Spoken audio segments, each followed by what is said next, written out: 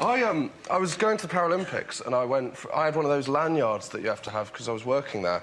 And I went for a fry-up at lunchtime and I was sat there and the guy came over and he said, "Oh, what's that?" I said, "Oh, I'm going to the Paralympics in an hour." And he said, "Oh, what are you competing in?" A, clearly I'm not a Paralympian, and B, as if I'd go, "Well, I'll have a fry-up before I..."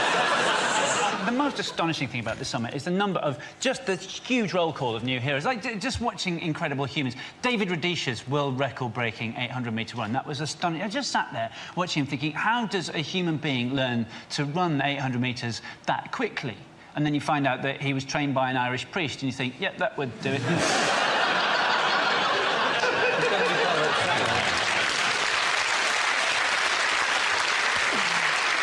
Some things don't get medals at all. I get very upset by the fact that in the show jumping and stuff, that horses don't get a medal. And in the dressage, they don't get a medal. And you look at the horse and you think, to be honest, I think the horse is doing most of the work. Don't you? And in the show jump, it's no wonder they knock all the fences over, because the horse is just thinking, well, what's in it for me? More even if I go clear, I won't get a single vote in Sports Personality of the Year. It's also very difficult for them to text the number because they're big foot on the phone. It doesn't really... It's very, very rare that they have horse voting. And generally, if they do have horse voting, the nays have it. We're away. That's the best joke I've heard. Now we're starting. You get into mad sports. There's things that I didn't really know. I didn't know about the steeplechase before, but that's now my favourite race on the track. Is you just go around the track and then eventually someone puts a big fence in your way, which you have to leap over into a pool of water, and then off you go. It's like the crazy golf of the track. They should completely embrace that. I think there should be a little bit further along, there should be a windmill that you have to run through. You have to avoid the sails clattering you. Big rotating Boris Johnson head halfway down the track. Just the mouth opening and closing. Going, wah, wah, wah, wah, wah. I'm letting out athletes. Wah, wah, wah, I love the open water swimming. I thought that was great, the open water swimming. But I did think it was one of the very few events that Rio are going to do better. There's a lot more stuff in the water there. Did you actually watch the sailing at any stage? I did. Yeah. It was the one that I just couldn't... I have no idea what's going on here. Like, oh, he's in first. Oh, he's seventh. Oh, he's ninth. Oh, he's 14th. Oh, he's disqualified. No, he's back in. No, wait, he's won. He's gold. It's a silver. It's on the same road, saying like whatever. Randomly, somebody... Just you'd be watching going, oh, there he goes, and another boat would just go across like that. You go, oh, somebody's lost now. I was watching the Paralympic sailing and I thought it was quite boring until I realised I was actually watching a repeat of Three Men in a Boat.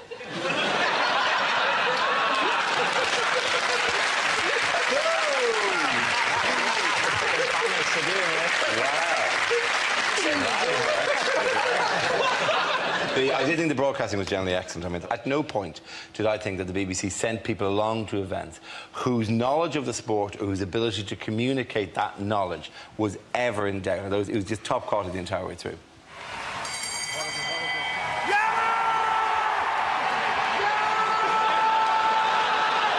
Look at the reaction of the Irish fans in attendance here at the XL Arena and what that signifies.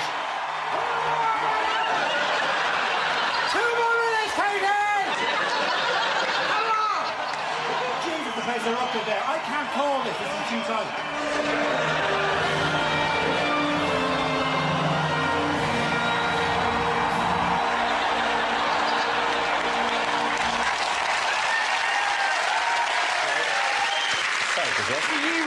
Were you actually sent there by the BBC, or do you two just carry a microphone around?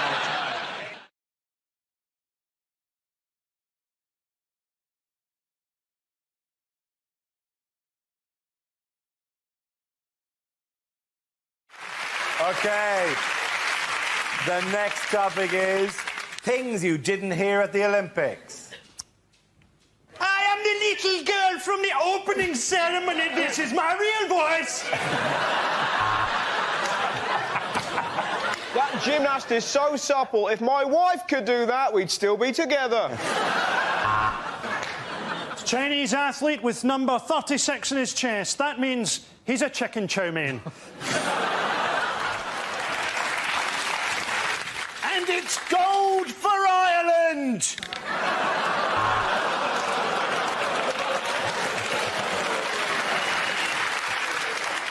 Well, that'll be low marks for synchronicity, but high marks for execution. Clean shot to the head, backwards off the board, pool full of blood, magnificent. Next, over to Gabby Logan, who's going to tell us whether or not she's a transvestite.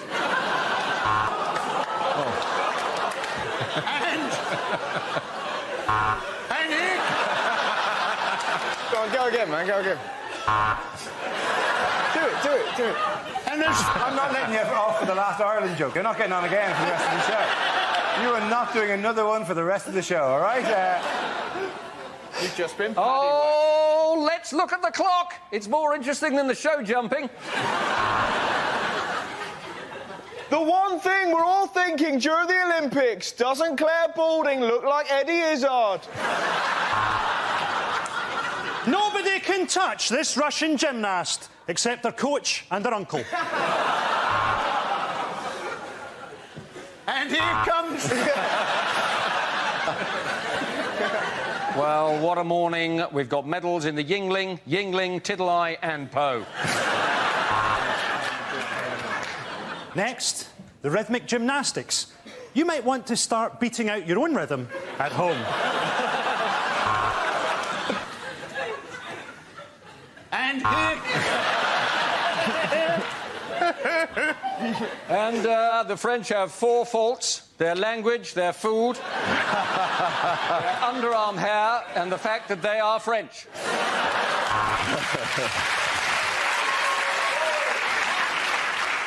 A surprise in the canoeing, where the British athlete has gone missing. It was after I heard the buzzer that I realised there was one thing I hadn't heard at the Olympics, right, was fuck it.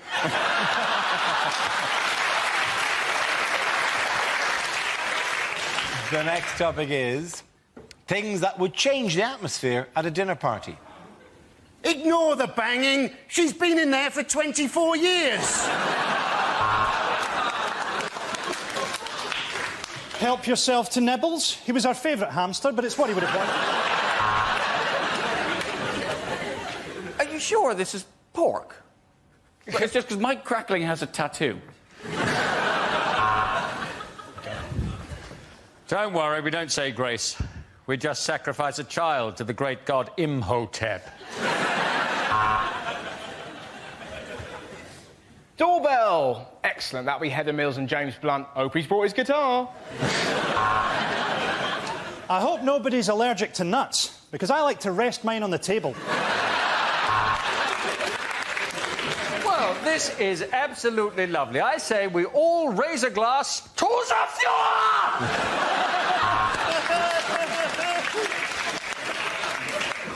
10 of you arrived. Only one will leave.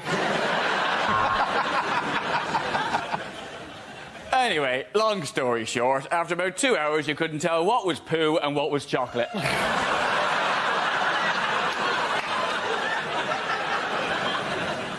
There is a vegetarian option.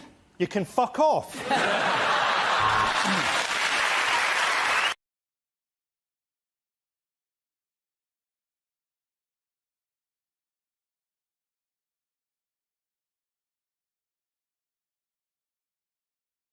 Hello, Canterbury. Let's make some fucking noise!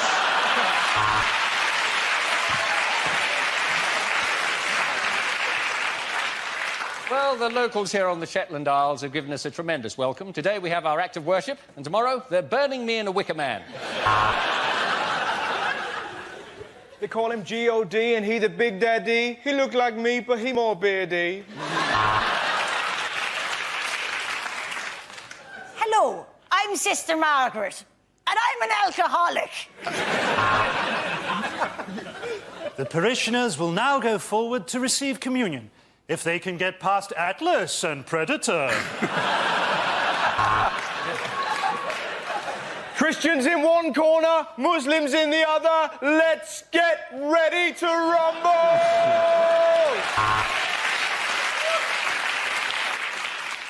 Well, the goat is strapped to the altar, so let's begin. That was beautiful. Such a shame there's no one actually up there to have heard it.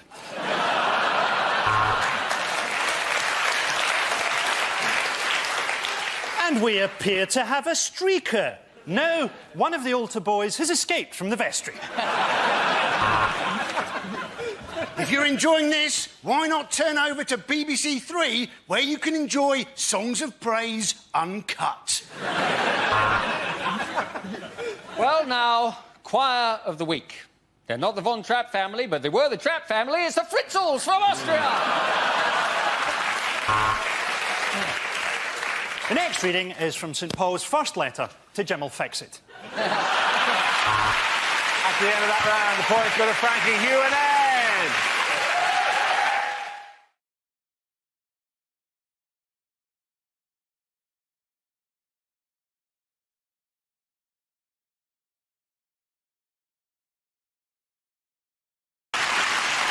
Our next round is called If This Is the Answer, What Is the Question? On the board are 6 categories. John, which category would you like? I would like sport, please, Dara. OK, your category is sport, and the answer is 1. What is the question? What is Bruce Forsyth's national insurance number? Is it the viewing figures for the final Top Gear?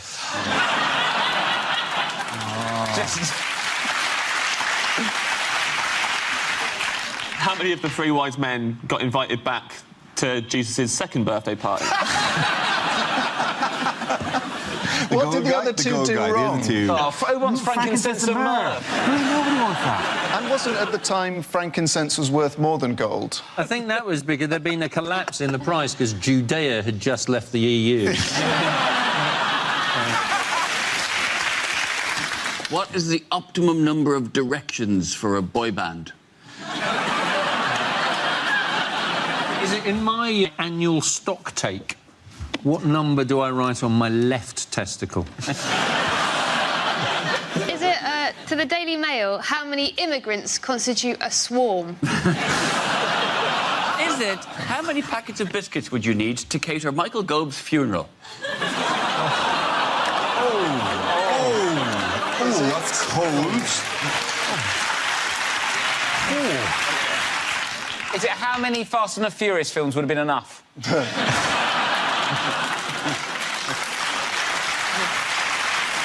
Is it? Yeah. How many times have I dropped a bath bomb in a lemonade? It was that good, was it? Put it this way, mate, you don't do it twice. Is it what David Cameron's going to give Miss Piggy now he's not Prime Minister? It took a long time to get to 1. Is it how many people is the reservation for, Mr Corbyn? Can we have the correct answer, please? Is it how many times has Wales got to the semi-finals of the Euros? Absolutely right. Thank you very much, Holly Ward. Very good. Yes, this question celebrates the first. How many times have Wales made it to at least the semi-finals of a major international football tournament? Now, this is recorded, obviously, on Tuesday. We don't know how it went against Portugal last night. But are we enjoying, or have we enjoyed, Wales in this tournament? Yeah. Yeah, man. It's the best thing, and it's just wonderful because they embrace it and they love their players. One of which doesn't have a club, which is insane. Yeah. If they get into the final, he's going to have to miss it because he's got to go home to sign on. One of the players, I've forgotten who, had tickets for Beyonce last weekend. That shows a certain humility and like, oh, I got 3 matches, maybe a 4th. Yeah, put me down for a ticket for Beyonce. Joe Ledley had to cancel his wedding. Had to cancel the wedding, yeah. I think the more substantial thing. It's a bit embarrassing, though, that, you know, they've done so well and England have done so badly. But what annoys me is the FA always go, we're going to have a full investigation to see why we didn't progress as far. What are they going to find out? They're going to do an investigation and find out, oh, yeah, works out, the coaches were teaching them rugby. Nightmare. It's a shame, isn't it? Keep an eye on them next time. What have the English fans, how have they been reacting to the Welsh success? Well, this is the weird thing. So the day after they beat Belgium, the most common search, apparently, on Google was Welsh grandmother. Is that right? That was the story, yeah. They're trying to find out if they've got Welsh ancestry, but that's not... If you type Welsh grandmother into Google, it's like you're trying to buy one. It's not... It's just... What are you going to find out if you type Welsh grandmother? What's he going to tell you? What happens if you type Welsh grandmother into Pornhub?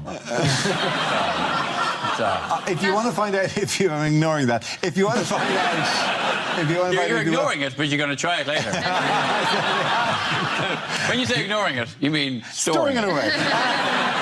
This calls for private browsing. Good evening. Private browsing. Yes, sir. It's in the pocket for later. Welsh Private grandmother. browsing. Your country needs you again. Thank you.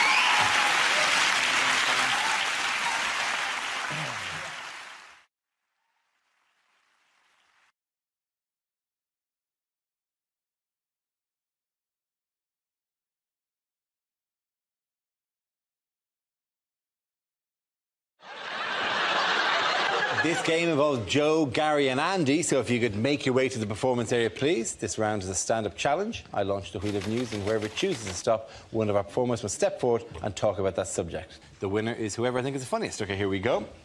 The first subject is... sport. Who wants to give me that? Andy Parsons. So, it was the Olympic parade last week. It was great seeing it live. Obviously, I had to keep a certain amount of a low profile in the crowd because I was throwing a sickie from work at the time.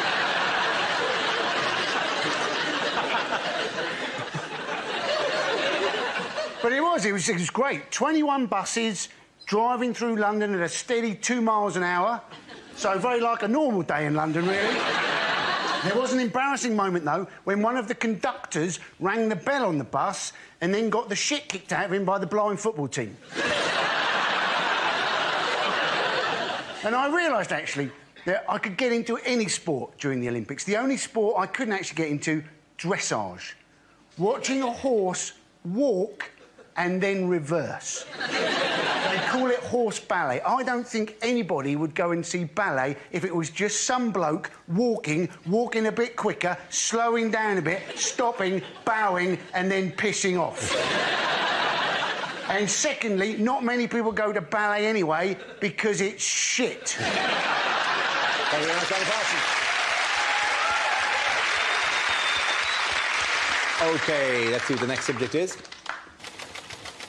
And it's the internet. Who wants to give it up? Joe. The internet. You know when you buy things on Amazon and they have recommendations?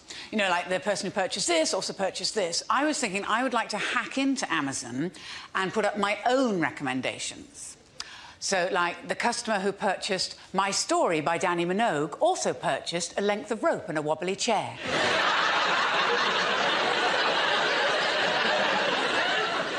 Customers who bought the book Fabulous Photos of Puppies and Kittens also bought Why Men Leave.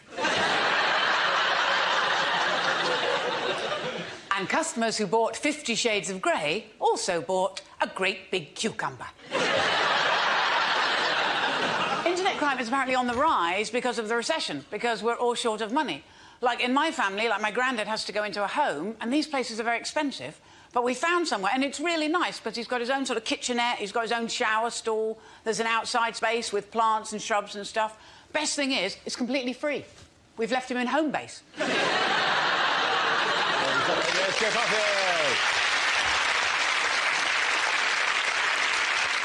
OK, that leaves us with Gary. Let's see what topic you've been left with. Spin the wheel. And the topic is family. Family. Okay. Old lady names are very much back in fashion at the minute, like Lily or Elsie or Rose, and we wanted something like that for our daughter, but we couldn't decide, so in the end we just called her Nan.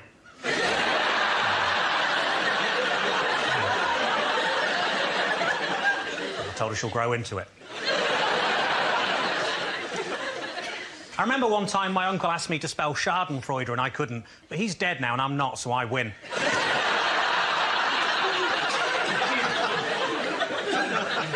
My cousin always introduces himself as Stephen with a PH, and that's because he's slightly acidic.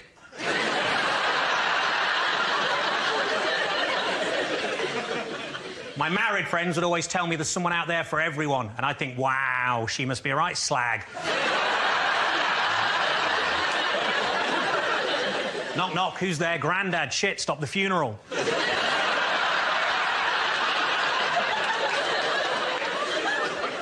Grandad asked me how to print on his new computer. I said, just Control P. He said, haven't been able to do that for years.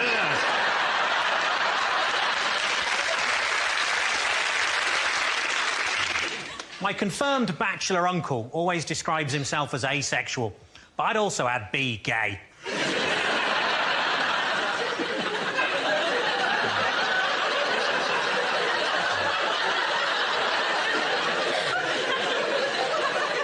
As a child, I was always told that if I touched myself down there, God was watching, but it turned out it was just Uncle Peter. Thank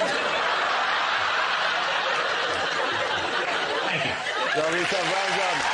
Point to I'm going to go to the lady. Come on back.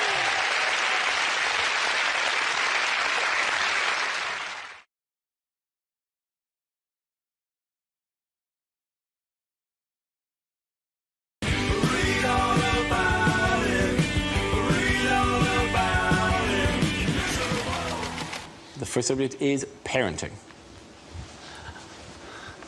I'll take this. We have 2 children in our house. 2 boys. One is 4 months old and the other is 21 months old. Yeah. We didn't want there to be too big a gap, so my wife had them both by cesarean.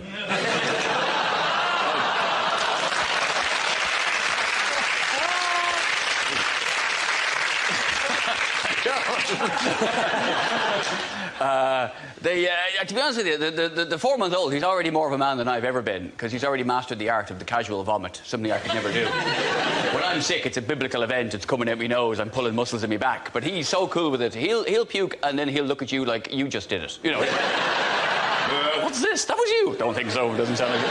But it's amazing the pressure that can build up inside a small child. It's got the puke flies out and the piss flies out and the shit.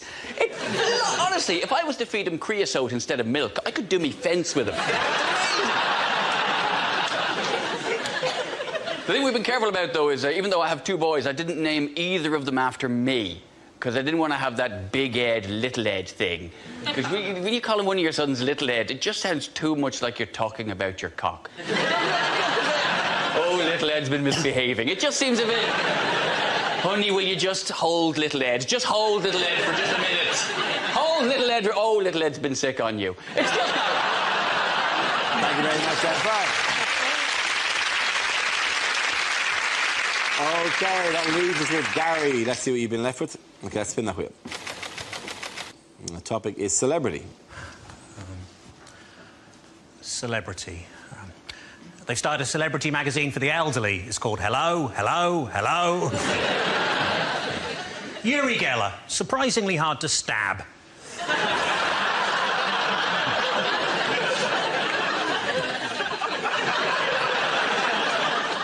Malcolm X chose that name rather than admit he'd accidentally put a kiss at the end of a text message. I went to see Walt Disney on Ice. Bit disappointing, it's just an old bloke in a freezer.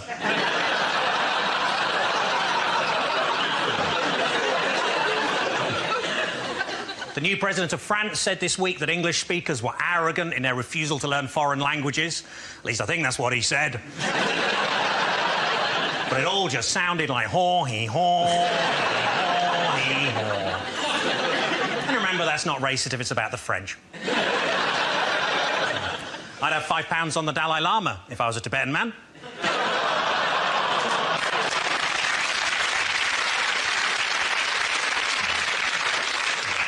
When they buried the man who invented Tetris, the whole cemetery disappeared.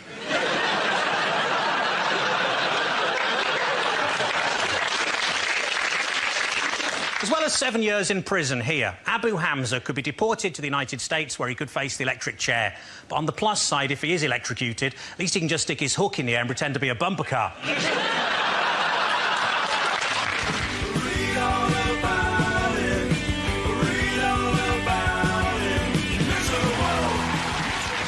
done, guys.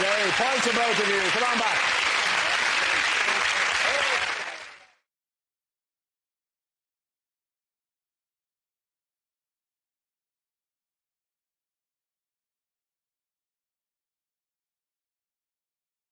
What was John Prescott up to last week in this photo?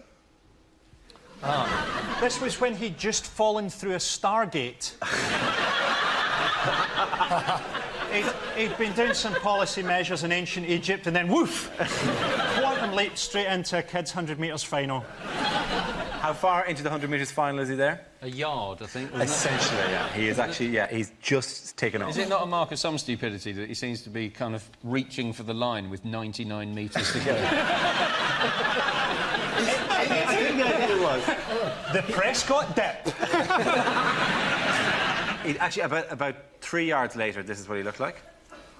To be fair to him, he pulled a muscle. Right? He hasn't sufficiently warmed up. He seems to become an exercise mistake. He seems to have become an awful lot shorter as well. Which is a bit... He looks like he's offering an unusual service to one of his juniors. Why did he do it, though? I mean, why do politicians do these stupid, humiliating things? Because he's supposed to be busy. I mean, we all know he's, an embarrassment and the government, are looking for a place to bury him. But nominally, he's the Deputy Prime Minister. And he turns up at a school and joins in with a race? I mean, he's depicting himself as a moron. Now, maybe he is a moron, but there should at least be a team of people round him trying to stop him looking quite the moron he clearly is. Clearly, there are 3 advisors there. Going, what the hell? You joined in with the race, you wanker. They're children. You were wearing your coat. Of course you pulled a muscle, you fat git.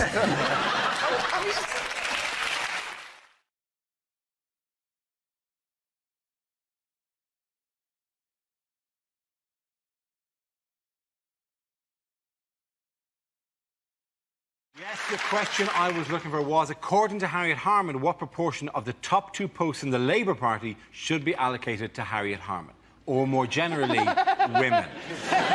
This is the news. The Deputy Leader of the Labour Party, Harriet Harman, said that either her post or the job of leader should always be occupied by a woman because, in her words, men cannot be left to run things on their own. Her actual words. Listen to that applause. Did you hear that? Bingo wings in the corner. I mean, there is something about representation of women at the high levels of government, but that actual quote does make it seem like every time she left the room, it would turn into a chimp tea party. And she'd come back in, they go, oh, sorry. It's true, though, isn't it, that women are underrepresented in the top echelons of politics, aren't they? In Italy, for example, there are lots of women in the top jobs. You can be... Berlusconi will put you in the cabinet in Italy at the age of 19 if you're good enough. So you can see where it's coming from. Harriet Harman's an incredible figure, isn't she? You know that Harriet Harman, when she first came to my attention, she wrote a book about the history of feminism, which she dedicated to her husband. She's mistaking sexism with people hating her. She's always saying stupid things, isn't she? She said she is Radio 2 to Gordon Brown's Radio 4. And you're thinking, well, she's not Radio 2. Radio 2 is the most popular radio station in this country. If she's anything, she's Isle of Wight FM on a Sunday morning at 3 o'clock in January when the transmission mast is broken. Some we're watching there is the guy who does the 3 o'clock in the morning slot. Why am I the shorthand for crap? Wouldn't it be great if he looks exactly like Harriet Harman as well? I don't know. Female politicians always have an element of freakishness, don't they? She's a bit of a freak. Hazel Blears looks like Gianfranco Zola humped an Oompa Loompa. And Margaret Beckett looks like a face trapped in a haunted mirror. As opposed to Alistair Darling. Right, so a former winner of Miss Teen USA and John Prescott. Why are we led by the least among us? They're the only ones who are fool enough to do it. Maybe one of the qualifications to become an MP is you have to be born inside out. That's one of the things. You can quite clearly sustain your organs on the outside. Come on in. The thing about Harriet Harman as well is that she's wonderfully dappy. I don't know if you knew this, but her blog was recently broken into and they said she defected to the Tories. And do you know how they found out? Do you know what her password was? Harriet Harman.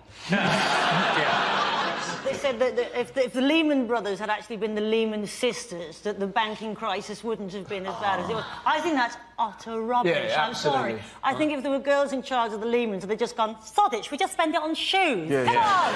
Exactly. $1 billion on Jimmy Choo. It is a ridiculous argument, the Lehman Brothers, Lehman sisters. I mean, you could just choose any pun at that stage. Whereas the Lehman Brothers were the Gaiman brothers, then the gay men should have done much better. You could say that in tennis. You could go, well, if the Williams sisters were...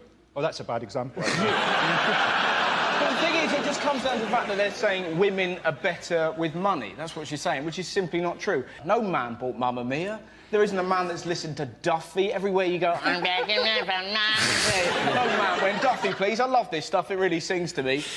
It isn't a man, this is a direct pop at my girlfriend, who spent 30 quid on a doorstop that's a hedgehog. It's great to be able to come on a TV show, though, and have a go at your girlfriend, isn't it? Just don't get in the doorstop! I think if women are genuinely better with money, I think we should put Kerry Katona in charge of Barclays and see what happens. I think we all know what Harriet needs. Our support, because she's right. Bankers are sexist and bankers are laddish, but that isn't the reason that the banks collapsed. It's not like people were going there, what did the derivatives close at? I don't know, I was giving Jason a wedgie. I think if it's got to be a man and a woman that's in charge, let's have Richard and Judy. Judy can recommend a few books while we wait for the bombs to arrive from all the countries that Richard has offended. There is an argument that has to be said that a female leader would, Labour be more electable under a female leader, and she's right, it would be more electable under it would be electable under anyone, frankly, if they elected a hat stand or a jar of hummus to run if the Labour Party chose the H1N1 virus to lead us into the next election, it would do better than they will under Gordon Brown.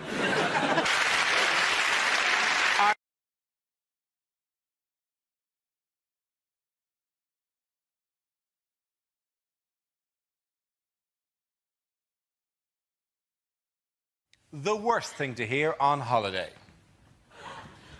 Many of you in this safari will be wondering why I'm sprinkling you with a barbecue sauce. Welcome to Butlins. The plane has lost all power. Feel free to use your cell phone. Let me feel your arm. Let me see your teeth. Take him.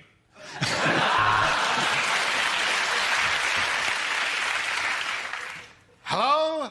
This is your captain speaking. We're up. You want a double or a single room? Double? Ramon, build a double. In the event of the cabin decompressing, oxygen masks will drop from the ceiling and dangle in front of your blue dead faces.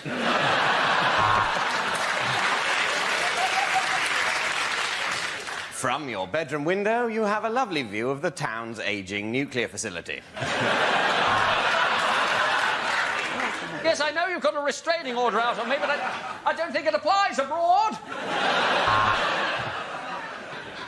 There's a bar in the swimming pool after yesterday's riot.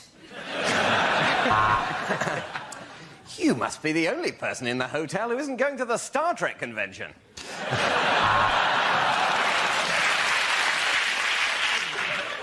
Both of you, welcome to Scotland.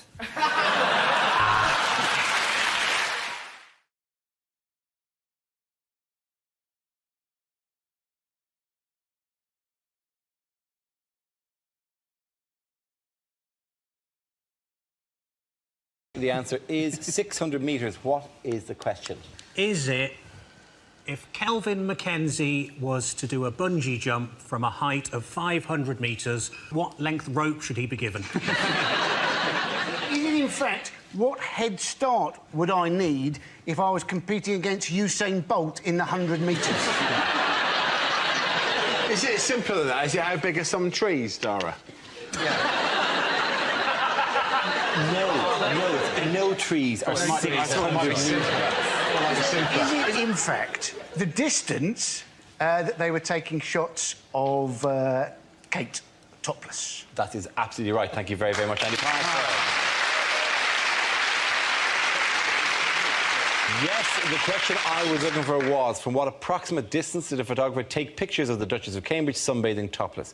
This is news that the Duke and Duchess of Cambridge have taken legal action against French magazine Closer, which has printed topless photographs of Kate. What's it called, It's called, I don't know, the French call it Closer for some reason. We have a French woman working the show, and I'm going, sure, it's Closet. She goes, no, Closer. A French court has blocked future publication of the pictures in France, but they've already been published in Italy and Ireland. There's loads of royals who've been snapped naked, haven't they? Obviously Harry, you know, now Kate, then we had Andrew before that, Charles before that, Countess of Wessex. I mean, there have been, in fact, so many of them, I think they should persuade a few more of them to do it, and then they could release a charity calendar. The thing is, isn't it? It is terrible, it's unjustifiable, it's immoral, but I quite want to see the pictures. Are you saying you haven't seen them yet? I haven't. I've seen fuzzy versions of them on the... I think they're all fuzzy. The pictures were taken from the Hubble telescope. From the Hubble telescope. What I found intriguing was I think, I don't know what everyone was, I was certainly waiting for the next time she appeared in public to see if she would acknowledge what had happened to the cameras. And she didn't. She just did the same smile that she always does. Because if someone had photographed my meat and two veg, I probably would have come out and gone... I think the whole thing is just making a mountain out of two molehills. That's a good point. I'd probably be better, I think, the BBC preferred if we didn't descend into judging the woman's breasts. That would be the incorrect direction. I think she's annoyed because, and every woman's had this on holiday, because I've looked at the photos, and they're at that awkward angle. When you're topless, you've got to stay at a certain position or it's not attractive, and she's in that reaching for the sun cream position. That's what she's annoyed about. You know, we've all got those photos, like my Uncle Terry, where he popped out of his shorts. But do you think... I didn't see that edition of Closer.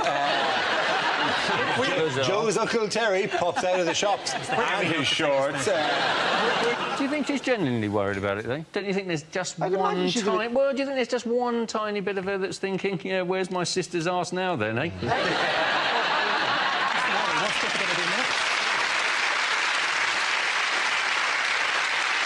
To their credit, no British newspaper editors have published the picture, although they have all had a proper think about it.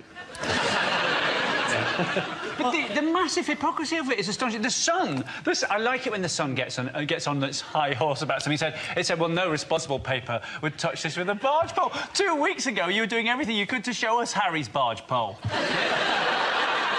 Which publications have printed the photographs? The Irish Daily Star, because she's not your future queen. Well, that was the Irish Daily Star thing. There's an Italian magazine called Key and the Irish Daily Star both publish it, but they give very different excuses, right? The Italian excuse is very... But they are young and they are beautiful and they are in love. And the Irish Daily Star was, she's not our queen. Yeah. But when they publish photos like that, and there are always photos like that, not of the royals, but they're, you know, kind of topless photos in magazines shot with a long lens, they are always of, there's kissing and cuddling in the pool, and then they're putting sun cream on each other. And these are meant to be sexy, erotic. There's nothing less erotic than putting sun cream on your partner's back, is there? It's just something you have to do. Yeah. And the reason you have to do it is because you can't put sun cream on your own back, so you've got to reach a deal with the person who's going to do it. That's all, isn't it? That's all it is. I was photographed on holidays once by Papt. Yeah, I was taking a holiday and I was doing exactly that. And the pictures, if you saw them, they were quite shocking. But and it was an intrusion. That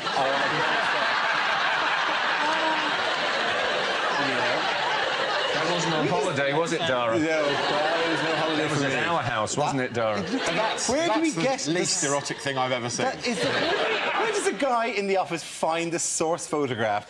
I believe he has your laptop. Yes.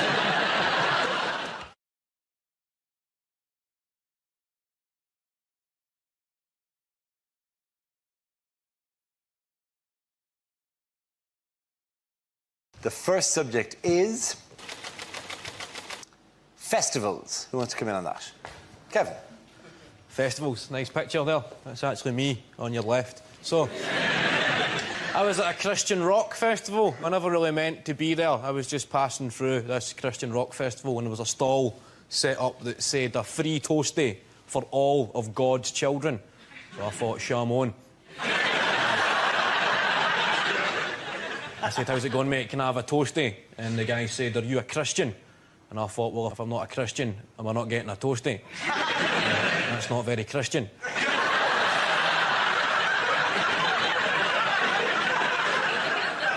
And with this, the guy crumbled. And stood back to reveal a chalkboard, and he said, OK, you can have cheese or cheese and ham. And I thought, oh, just cheese, mate, because I'm a Jew. Milton, let's see what you've been left with. Let's spin the wheel. And the topic is jobs.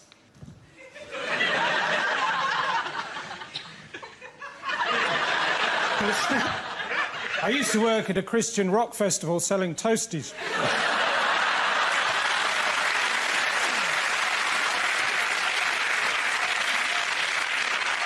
The best day was when I sold this Jewish bloke some yellow ham.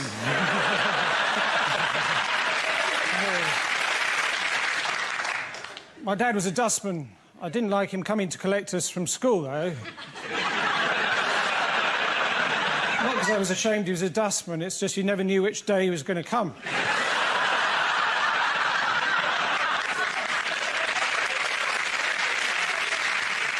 The rest of my family were police marksmen. Apart from my grandfather, he was a bank robber. He died quite recently, surrounded by his family.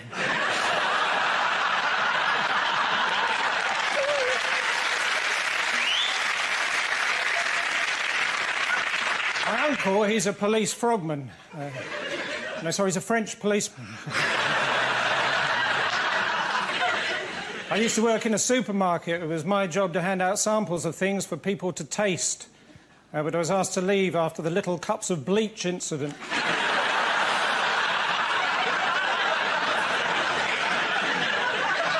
After that, I worked in a pathology lab, but I was asked to leave after one of my reports said cause of death, autopsy.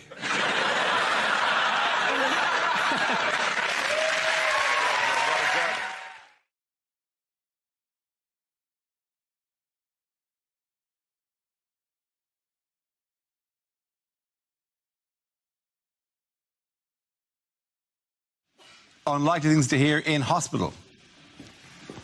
Welcome to the Jeremy Hunt wing.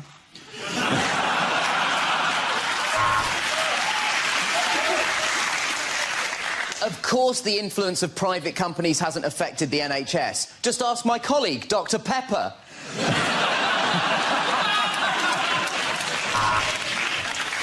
And your cancer specialist today is Noel Edmonds.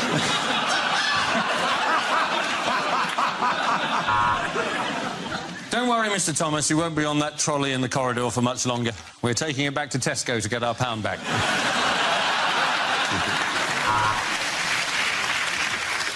I'm afraid we're going to have to pull the plug because it's wedged really high up there.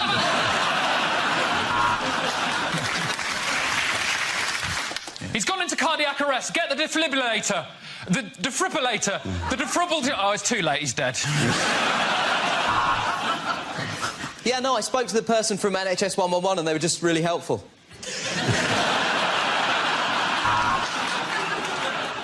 The good news is your father is comfortable. In fact, I've been sitting on him all morning.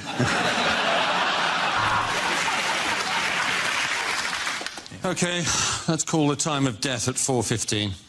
He's not dead yet, but it's a Friday, and if we leave now, we can beat the traffic.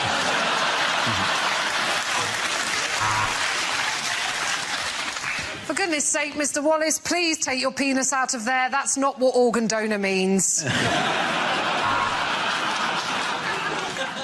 This is the discussion group for people who've broken bones. Welcome to Snapchat.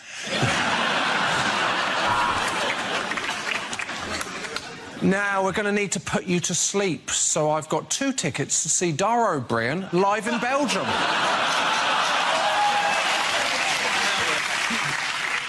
Is this admissions?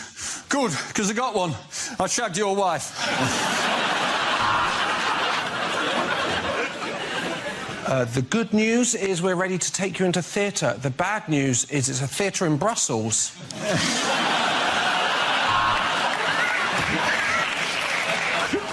OK, we need to shock him. Stick your finger up his arse.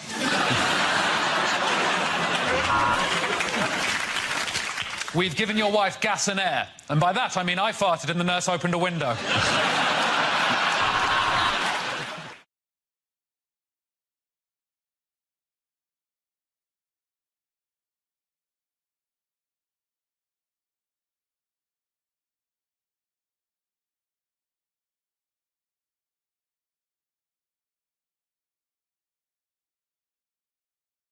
Oh! Not getting closer. I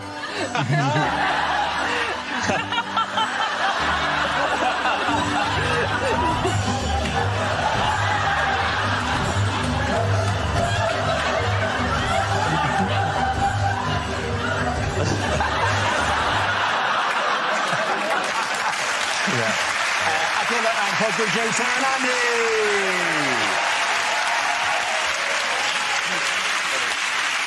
Now we play a round called Your Grexits Are Here, Here and Here. This game involves James and Gary, so if you could make your way to the performance area, please. This round is a stand-up challenge. I launched a wheel of news, and whoever chooses to stop, one of the performers must step forward and talk about that subject. OK, here we go. The first subject is parties. Who wants to go into that? James. I went to a surprise party recently with my friend Darryl. We were all in his living room, all of us, in the dark, hiding. His girlfriend turned to us all, she went, right, he's going to be here in a minute. When he gets in, everyone jump out, yell surprise, and that will be really surprising. I argued it'd be a lot more surprising if instead of making all that commotion, we all just stood there in his living room in the dark, just...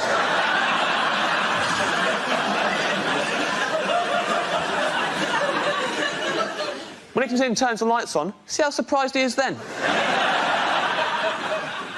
It's a good party. I schmoozed. I'm good at schmoozing. Buttering people up. I'll give you some schmoozing tips, why not? A lot of people will tell you when you're schmoozing, have a good icebreaker, right? Break the ice. What they won't tell you, at the end of the conversation, unbreak the ice. You don't want anyone else swooping in, taking advantage of all the lovely little ice cubes that you created. So freeze it over again before you leave. So as you're leaving, just slide something under the fence, like death comes to us all, something like that.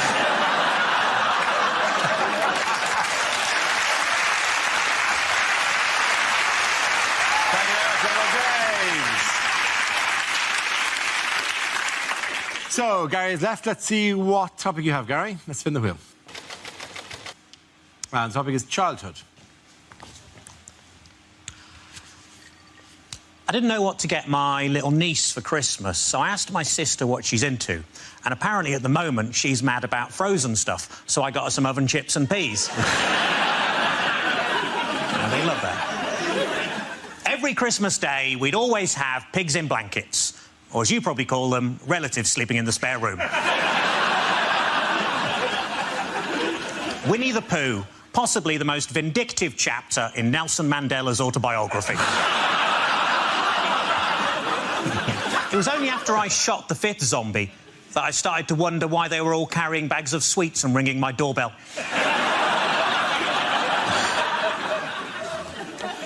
I've been trying to recapture my lost youth. I really must get that cellar door fixed.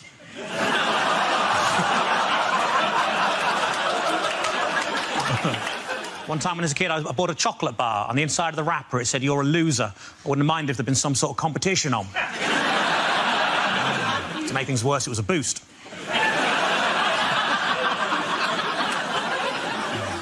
As a family, we couldn't decide whether to have Nana buried or cremated, so in the end, we let her live.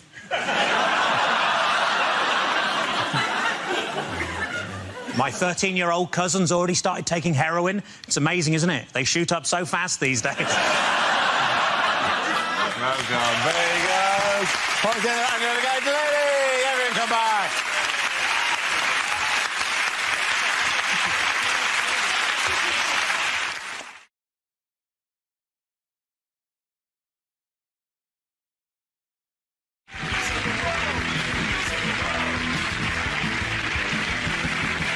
Your category is politics, and the answer is 8%. What is the question? How much of Abu Hamza will have to be removed so as they can get him through the Heathrow metal detector?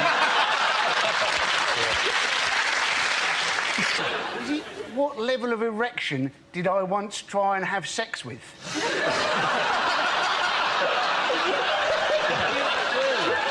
Do you measure on that scale, or is it just on terms of... Image of you going out on the pole, checking your wallet before you go out, condom, protractor.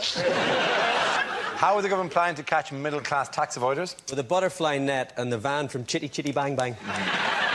It'll probably work better than the plan they have. They're planning to catch them using lie detectors. Middle-class people taking lie detector tests. It's like an upmarket version of Jeremy Kyle. And I'd like to see that. Wouldn't you like to see that middle-class Jeremy Kyle? You know, my cleaner ran off to another family. My husband's using the wrong cutlery. You corked my Merlot! The next topic is environment. Andy Parsons. So, now, apparently, plastic bags are evil. Because apparently, they take 100 years to biodegrade. Now, that came as a bit of a shock to me, because often when you get a bag in a supermarket, they seem to biodegrade when you put anything heavy in them.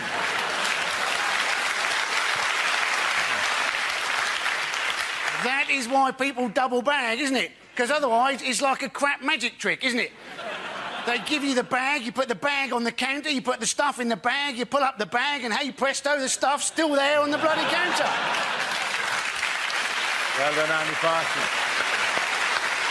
People are saying, oh, well, it's stupid. You know, what's the point of any of our kids learning Arabic? But it could be quite useful, couldn't it? For instance, if you were sat on the tube and two people in front of you were speaking Arabic, it would make you a little more relaxed about what they had in their bag. Basically, these education proposals, you know, they've been upsetting teachers. And you don't want to upset a teacher, do you? Very easy to upset a teacher. All you've got to do to upset a teacher is go, oh, you've got long holidays. They don't like that, do they? And then, if you continue with that with, oh, and you finish at 3:30. Oh, they're livid, aren't they? Oh, I've got me marking. And Frankie, the next topic is... it's terrorism. Andy's in like a shot. Now, Tony Blair has once again tried to justify improving our nuclear weapons because he says one of the reasons is he's worried terrorists such as Osama bin Laden might get hold of them. Now, once again, I think this is scaremongering. We know Osama bin Laden hasn't got a nuclear weapon because we haven't seen it on his videos. We know he's got a rifle and a donkey. I don't think we've got to worry until he's ditched the rifle and we see his donkey strapped with a cruise missile. Well done, Andy Parsons. Bad things to say at a job interview. I'm really only here because I'm hoping to slip on a wet floor and then fall off a ladder. Hey, I remember you from the dungeon. How you doing? It's me, Gimpy Terry.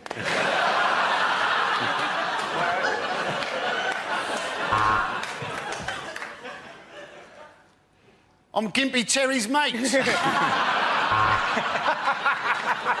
He has been accused of verbally abusing a policeman at the gates to Downing Street who wouldn't let him through the main gates and forced him to go through the pedestrian gates. He swore at the policeman and apparently called him a pleb. They may have changed the words he said, because the words they claim he says was best you learn your effing place, you don't run this effing government, you're effing plebs. Right. He said he didn't say those words.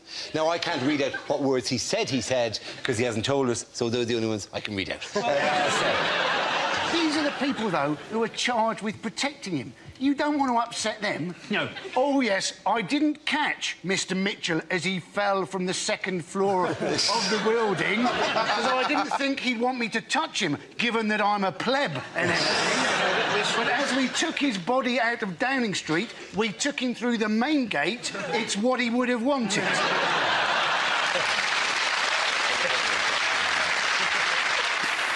We start with a round called Headliners. Here's a picture of Prime Minister Gordon Brown with his immediate predecessor, Tony Blair. But what does BMCB stand for? Is it Brown's Mental Complete Breakdown? or is it just Britain's Mr. Charisma Bypass. Is it blundering morons crucifixion begins?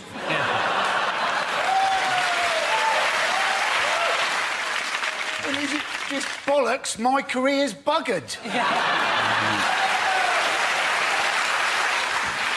Sometimes that's all satire needs to be. Yeah. I'll call it ideas for scenarios we'd love to see, and the performers come in with their suggestions. The first subject is unlikely things to hear on Comic Relief. And we'd just like to thank the donation of 160,000 turkeys from a Mr. B. Matthews. The next topic is the worst thing your new neighbour could say.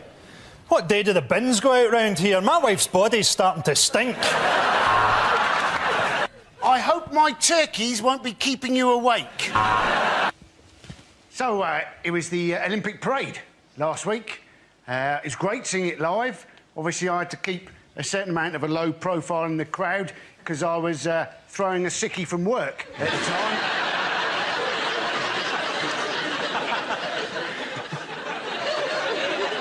But it was great. 21 buses driving through London at a steady 2 miles an hour. So very like a normal day in London, really. There was an embarrassing moment, though, when one of the conductors rang the bell on the bus and then got the shit kicked out of him by the blind football team. And I realised, actually, that I could get into any sport during the Olympics. The only sport I couldn't actually get into, dressage.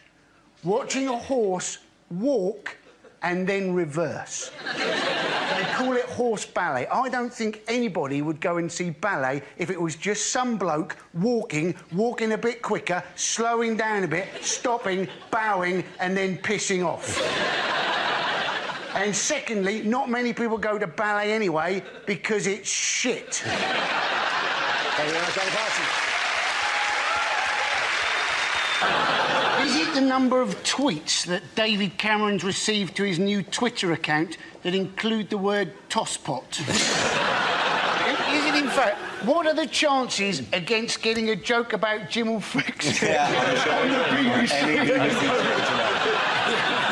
Scone will put you in the cabinet in Italy at the age of 19 if you're good enough. So you can see where it's coming from. Harriet Harman's an incredible figure, isn't she? You know that Harriet Harman, when she first came to my attention, she wrote a book about the history of feminism, which she dedicated to her husband. She's mistaking sexism with people hating her. She's always saying stupid things, isn't she? She said she is Radio 2 to Gordon Brown's Radio 4. And you're thinking, well, she's not Radio 2. Radio 2 is the most popular radio station in this country. If she's anything, she's Isle of Wight FM on a Sunday morning at 3 o'clock in January when the transmission mast is broken.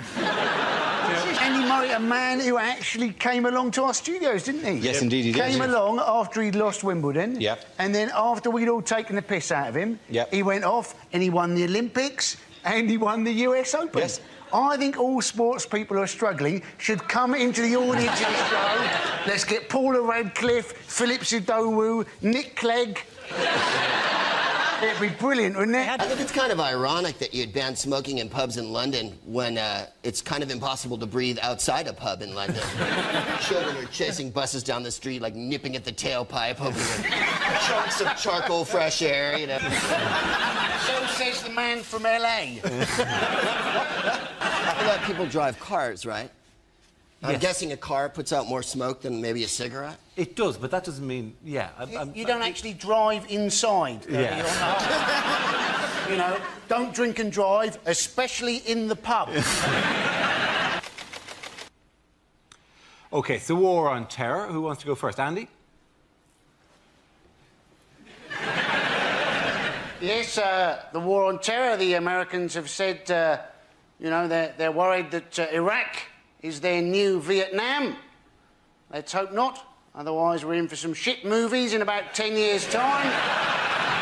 Good man, Andy. Well done. Andy Parsons there. Your category is sport. The answer is 1 billion. Is it how many wives would Henry VIII have had if he'd been on Tinder? I shall have her. And I shall have her. Am I even flicking the right way out? I shall have her. Okay. Thank you. Oh, thank you. Okay. Is it how many pounds in cash did the Queen hide under her bed when she'd seen that Jeremy Corbyn had been elected leader? Her family security is at risk. Here's a picture of the new Labour leader, Jeremy Corbyn. So what's going on here? Has he been sleeping in the bin on the right? The idea it could be the oldest delivery boy in the world still hasn't figured out how to hold a pizza correctly. Is he such a dedicated socialist that he refuses to look to the right, even though that's the direction he is in fact walking?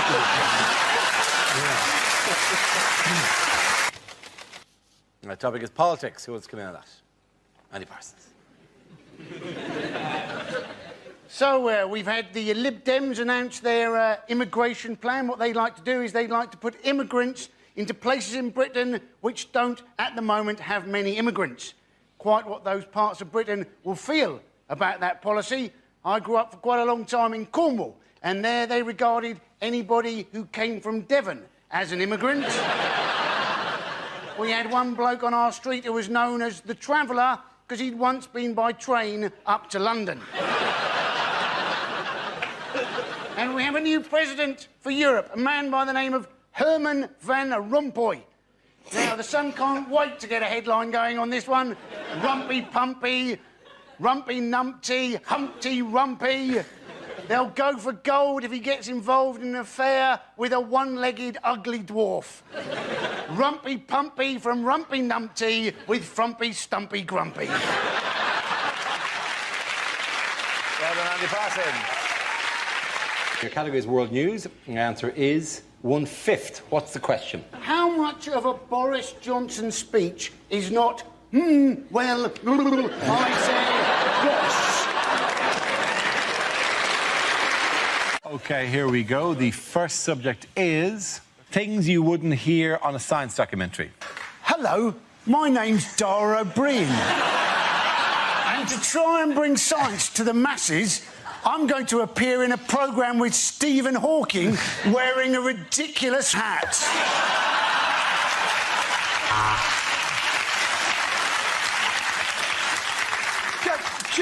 Just enough with the, you know. I love that hat, by the way. Hello, I'm Dara O'Brien. And I've got a massive head and a massive brain. But all I get to do in this bit is just press a little button. The Olympics. Who wants to come in on that? Andy Parsons. Now, I don't know how you got on with getting tickets for the Olympics. There are still tickets for the Greco-Roman wrestling. Yeah, whoopee-doo. There aren't so many Romans in Britain anymore, are there? And those Greeks can't afford the tickets. And we will have forever our first GB football team. Yeah, it'll be the first time that Ryan Giggs, Ashley Cole and John Terry have got together since the last Miss World contest. But if you haven't got any tickets, go and see the Olympic road race cycling, right? It's free, yeah? But it's not the same as proper road cycling. Never in the Olympics do you see somebody having to go off into a ditch because there's a lorry turning left. Never do you see somebody go over the handlebars because some idiot in his car has opened the door without looking in his side mirror. Never do you see somebody fall off their bike because a car has screamed past and somebody has whined down the window and shouted, "Boo!" Although that may happen when the Olympics come to Hackney in 2012. Thank you very much, Andy Parsons. What did David Cameron do recently that no other serving British Prime Minister has ever done? Samantha Cameron. Yeah. That's true. But he also went on Letterman in the States, didn't he? He came out to loads of dry ice and they said it represented a London fog when we haven't had a London fog for over 100 years. That's the stereotype image that those Americans believe. What? The fat, dumb redneck.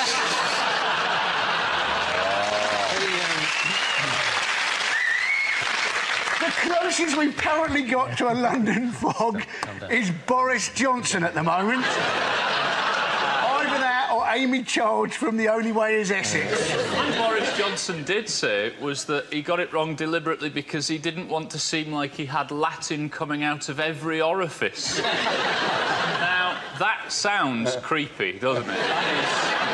The thing about Boris Johnson, though, isn't it, is everybody thinks he's quintessentially English, but in fact he was born in America, named after a Russian, and looks like a Swedish person who's eaten another Swedish person. And it's the economy. Annie Parsons.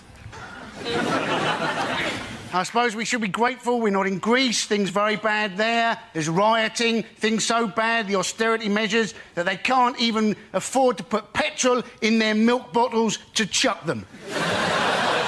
Things are so bad they're having to put milk in their milk bottles. That's how bad things are. Oi, take that. Yeah, in 2 hours your clothes are going to smell really bad. The European Central Bank, right, they have said that when it comes to Greece, they think it may be a bit like the Ebola virus, right? And they said we may have to cut off our leg to survive. Now, they may know a bit about finance. They know very little about the Ebola virus. It affects your entire body. You cut your leg off, you've still got the Ebola virus.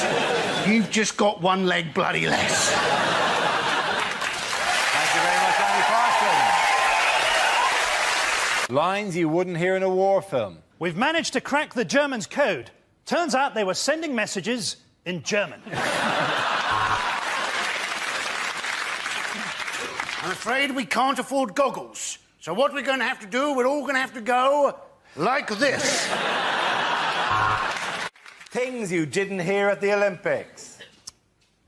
I am the little girl from the opening ceremony. This is my real voice. And it's gold for Ireland! And it... Go again, man, go again. Do it. And there's fuck all for Ireland! No, I'm not letting you off for the last Ireland joke. You're not getting on again for the rest of the show. You are not doing another one for the rest of the show, all right? Discarded titles for the next Harry Potter book. Harry Potter and the Mudblood Prince in a Nazi uniform. Harry Potter and the two other kids who can't act. The first topic is global warming. Who wants to come in on that? Andy Parsons. Sheryl Crow, she's gone into the debate. She wants us to save natural resources by apparently using only one sheet of toilet paper per visit. Now, let's face it, sometimes that's just not feasible, is it? But ever since I found that out, part of me's there thinking, each time I use more than one sheet, I've let Sheryl Crow down. Then part of me's thinking, oh, I'd never want to go out with Sheryl Crow. She's a toilet paper Nazi. And half the time, she's probably got a dirty arse. Thank you very much, Andy Parsons. Here's a picture of former Prime Minister Tony Blair recently, but what does BGBC stand for? Is it in fact Blair's guilt-free, blood-stained conscience? That was a lovely answer. Is it in fact everything the British Army didn't have when we went to war? Bullets, guns, bombs, choppers. I would like to apologise for the rocking of this boat, but we are currently being humped by a whale. There appears to have been an incident in the swimming pool. If a Mr. Barrymore could contact the captain... He actually has ice baths in a wheelie bin. And I mean, that can't be enjoyable, can it? Particularly if he does it on a Tuesday and gets carried away by the cancer.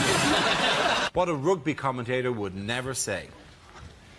Oh, and he skipped through the defence, and that's lucky, because if these South Sea Islanders catch you, they eat you. And it's the coin toss, and Johnny Wilkinson has sprained his thumb.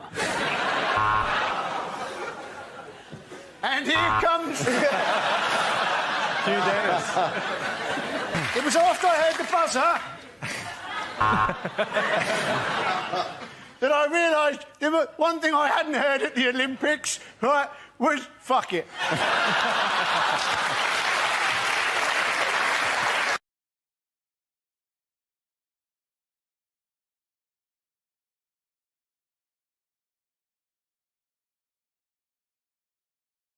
If you could make your way to the performance area, please. This round is a stand-up challenge. I launch a wheel of news, and wherever it chooses to stop, one of our performers must step forward and talk about that subject. The winner is whoever I think is the funniest.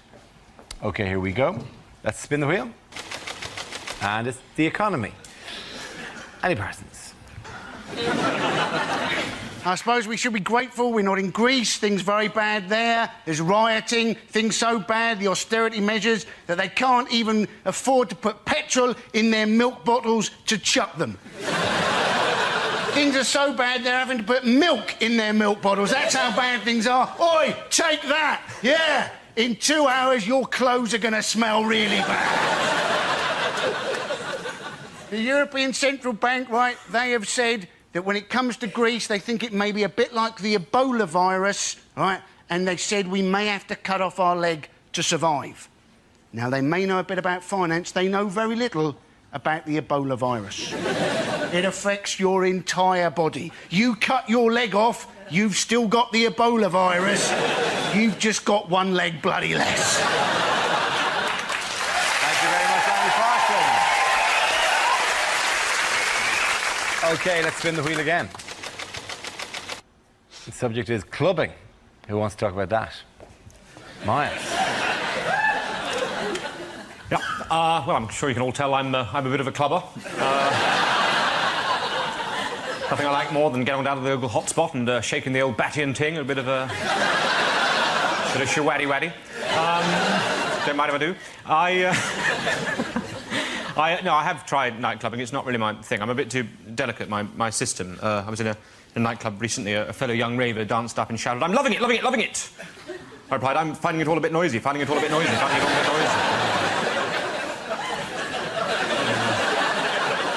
noisy." People jump around like crazy in those places. At one point, my cup and saucer was knocked clean out of my hand.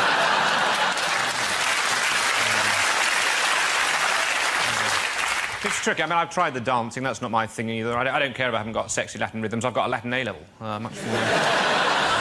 Much more transferable in the job market. I was on the dance floor recently. A lot of my fellow young ravers were blowing whistles, so I joined in and gave a bloody good pop on my bugle. Unfortunately, that meant half the Bosworth Hunt came charging in across the dance. Hounds mistook 3 of the ginger students for foxes, and there was a hell of a mess. Thank you very much, Josh. OK, that leaves us with Jack. Let's see what you've been left with. Let's spin the wheel. And the topic is health. I know what you're thinking. Yeah, that is my gun. So, we are in the midst of an obesity epidemic, and the people I blame, definitely, are the supermarkets, because I don't think they're doing enough, right? Like, you go into any supermarket now, you buy food. If you care about what you put into your body, you look at the nutritional information, you know, the little wheel of guilt that every packet has on it now. That lures you in, doesn't it? Like, you buy something, like ice cream. It's like, this ice cream only contains 5% of your daily intake of calories. You're like, oh, that's very promising. I'll buy and eat the ice cream then. Then you look up a little bit closer, above the little wheel of guilt, tiny white writing, 1/8 of a tub. Oh, you cheeky bastard. You're not allowed to do that. Put on the packet whatever makes it sound good to sell the product, then make up a ludicrously unrealistic portion size, so I buy it like a twat. That's like Greg's going, this sausage roll only contains 2% of your daily intake of calories, if you lick it. It needs to be more. I think what the supermarkets need to start doing is putting warnings on their packets of food, like they do with cigarettes. You buy cigarettes, it's got a horrible picture of, like, a lung caked in shit. You're like, oh, I don't want to smoke that. You should do it with food. Tesco's on cakes should just have pictures of, I don't know, a really fat woman crying as she walks out of Topshop empty-handed. OK, at the end of that round, what the hell? Points for everyone. Come on, sit back down here.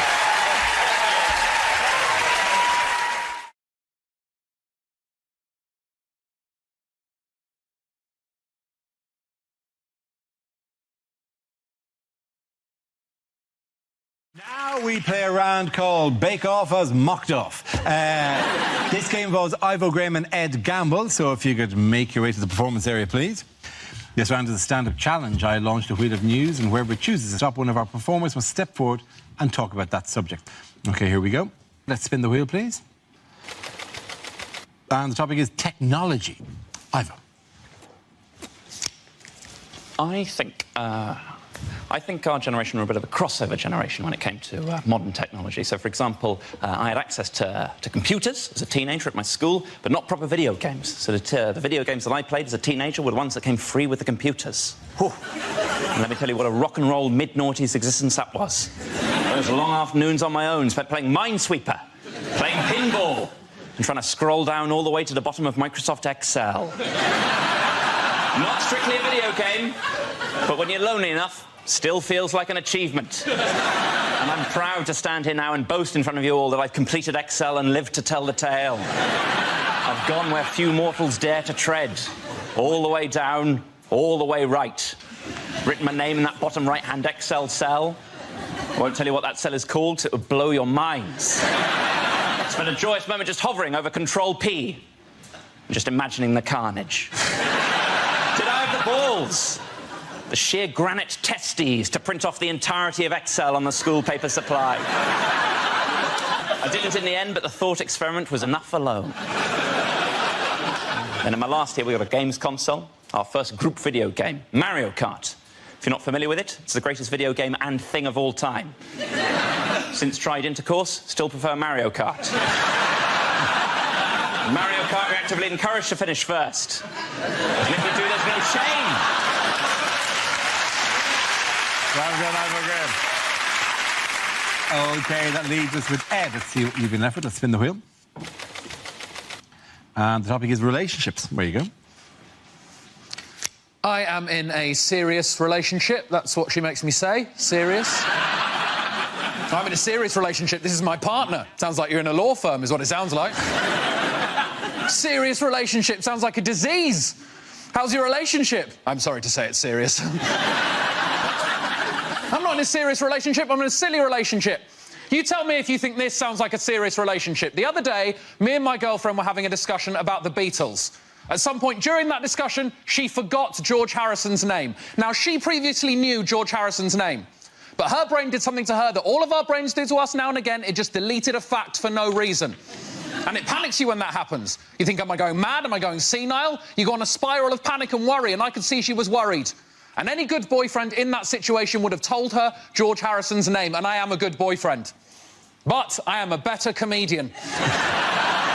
So what I chose to do in that situation was write down every guess that she took at George Harrison's name. I have memorised them, and I'm now going to recite them to you, the good people of Mock the Week. Here we go. Guess number one. John, Paul, Ringo, John. There it is. She thought there might have been two Johns in the Beatles. Maybe the Beatles were a double John band. And as if we'd remember them in that order, we wouldn't go John, Paul, Ringo, John. We wouldn't bookend it with Johns. It would be John, John, Paul, Ringo, John, John, or Paul, Ringo and the Johns. She knew that was wrong immediately. I squawked in her face. Guess number two. John, Paul, Ringo, Joseph. Hello, Joseph. What are you doing in there? I didn't realise the Beatles were a nativity-themed band. 3 guys with 60s hairdos, 1 child with a tea towel tied to his head. Again, she knew it was wrong. I was on the floor already. Then her brain gave her a little free pass, gave her a clue, gave her the surname. Thank you, brain. John, Paul, Ringo, Tony Harrison. Oh, Tony, you're not part of this conversation. Please remove yourself from the vicinity immediately. I said, you're half right. You're half right. I promise you, her next guess was Harrison Ford. Thank you very much. Bravo. Very good. Get that round. The points go to Ed Gamble.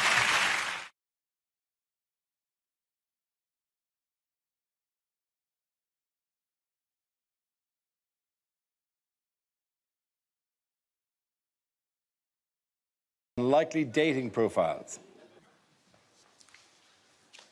Do you want a man who's comfortable to say the word love? Call me. I'm a Wimbledon umpire.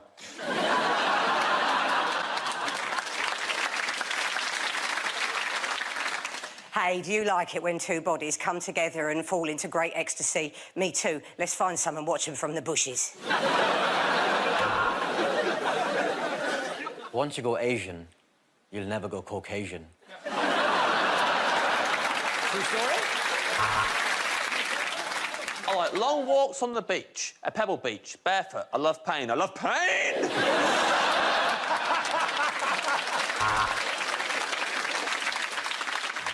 Vegan woman in her 30s seeks vegan man for fun, companionship, and joyless dinners out.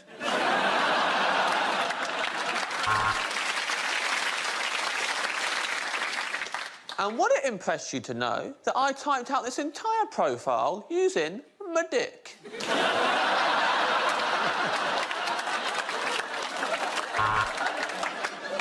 Lady, aged 50, never married, loves books, gardening, knitting and long walks. Seeks a gentleman who's very kind and likes similar things. Must be hung like a hoover.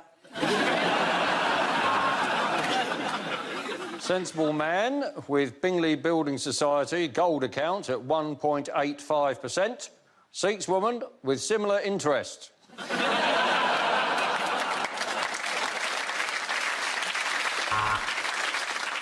Hello, I'm looking for a bloke called Dave. He's been hanging out in Nice, apparently got his trotters up.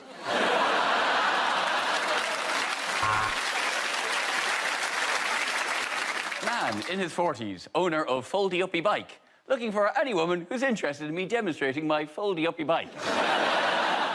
Look, it folds up.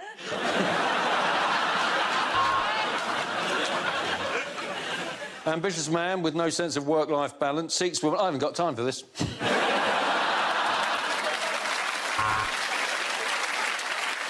You could say I'm a bit old-fashioned in that I'm a phenomenal bigot.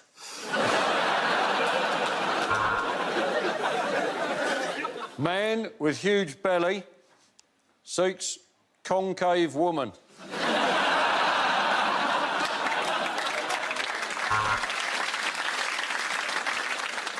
Female, early 60s, high achiever, snappy dressing leader of the Conservative Party, very horny, has the potential to fuck the whole country.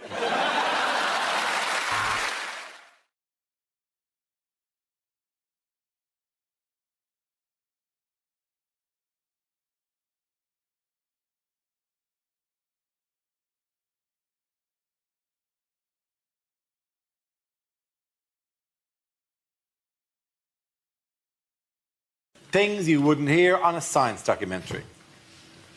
My favourite element is helium. I can't speak highly enough of it.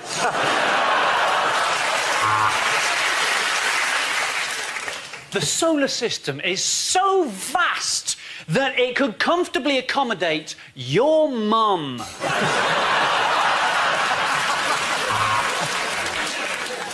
The most fascinating thing is, if you really spend enough time looking at the alignment of the stars, your wife will leave you. They call it dark matter. Well, whatever it is, I've tried to flush it 4 times and it's still bloody there. The light from this new, distant planet takes so long to get here that we're actually seeing things that happened years ago. And that's why scientists have named it Dave.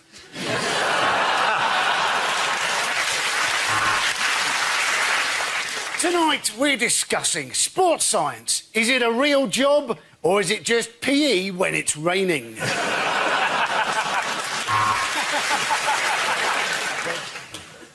In our next experiment, we're going to prove that putting Dara O'Brien in a room full of young people still doesn't make science interesting.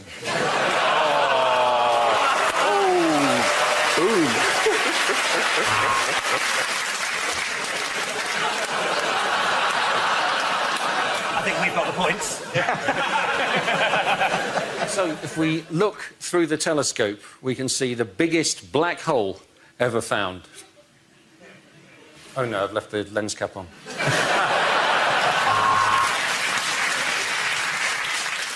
Weren't D-Ream shit?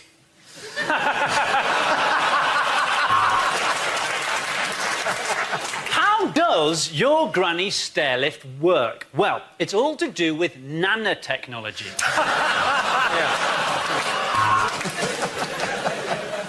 No, Nigel, that's not how you make a test tube baby. Get your penis out of the test tube.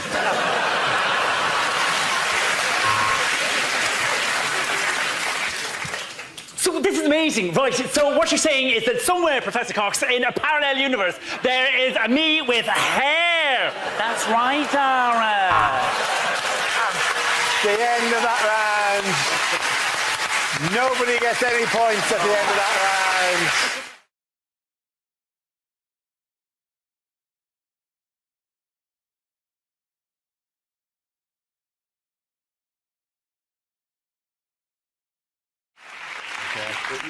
I'm driving you mad here. The question was, what state was the Thames whale said to be in? Sorry, I'll do that again, because I keep saying Thames because I'm Irish. I think that was absolutely fine, Dara. I wouldn't worry about doing that again, that bit. OK, well, we'll move on. It is, just to check, sorry, it's Thames. That's Thames. right, Thames. It's the River Thames. OK, all right. What state was the famous Thames whale said to be in when it arrived in London? Yeah. OK, yeah, I will do it properly, all right? The question is, what state was the Thames...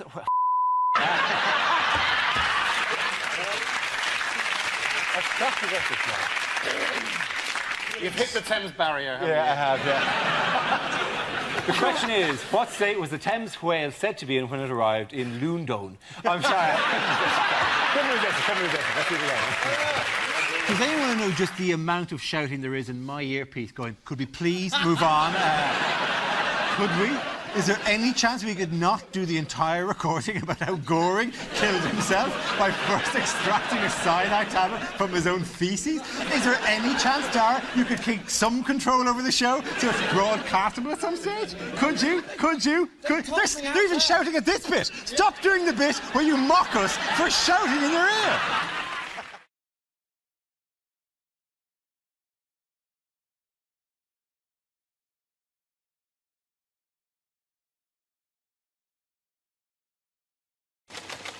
And the topic is transport. So I was on the bus the other day. Driver stopped, got off, wouldn't come back. Apparently some bloke with big teeth kept talking to him.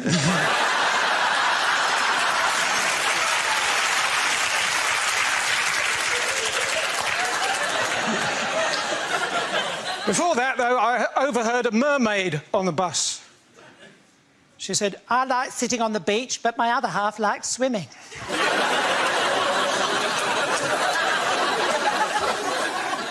Anyway, reading between the lines is dangerous if you're waiting for a train. Anyway, I did a show in Liverpool recently, and afterwards a bloke came up to me and said, Hey, listen, I want to talk. I said, well, just keep practicing.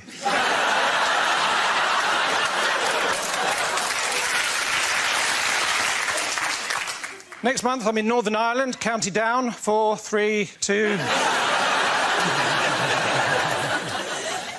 I don't need a relationship. I am a rock. I'm an island. Sometimes I go down to airport arrivals and I stand with a piece of cardboard saying, no one.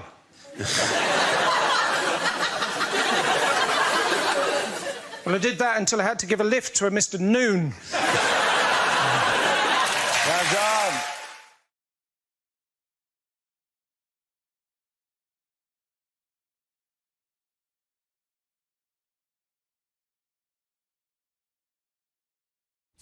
OK, here we go. The first subject is unlikely things to hear on daytime TV.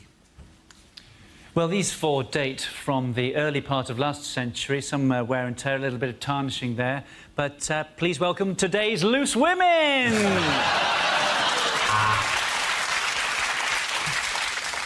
Welcome to Channel 4 Daytime. Or as you said to your boss this morning, working from home.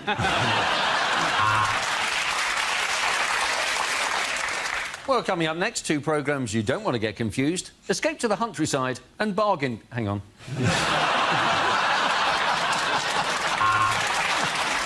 The next programme is Pointless. It's the Jeremy Kyle Show.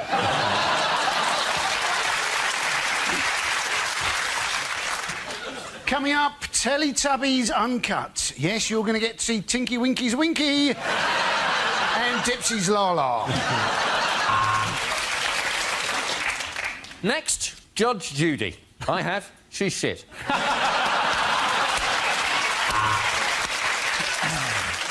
Hello and welcome welcome to Let's Decorate the Shit Out of This House. This week we're decorating the shit out of a 3-bed semi in Orpington. So let's do it! Let's decorate the shit out of this house!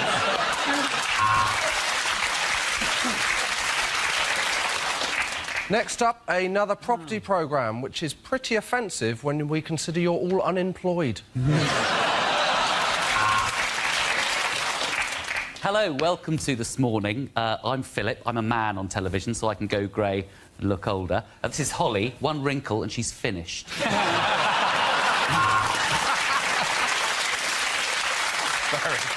So David wanted to retire by the sea, so we advised him to buy in Norwich, because by the time he's retired, the sea will have come to him. Next on Flog It, the team meet their greatest challenge yet.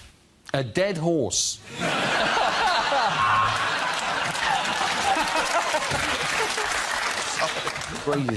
And now a trip round Dara O'Brien's head in Hair Hunters.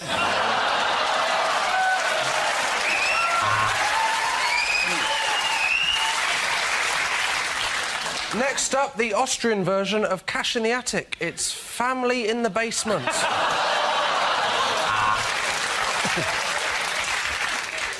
Hello and welcome to Let's Cook the Shit Out of Some Dinner! And now on BBC One, let's make an appointment with doctors. If we phone now, we may be able to see them next Thursday.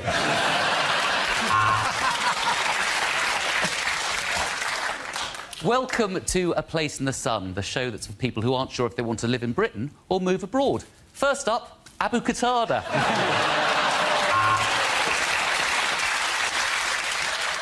Next up on ITV3, it's a cutting-edge American drama. I'm only joking, it's Taggart again. Hello and welcome to I'm gonna sell these antiques if it fucking kills me!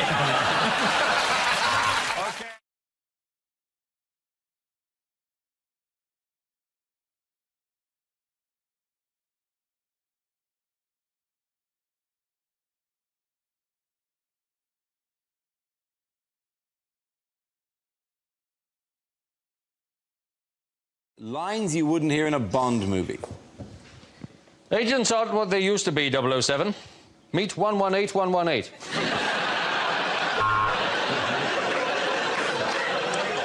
One dry martini, shaken not stirred, and 4 Jaeger bombs.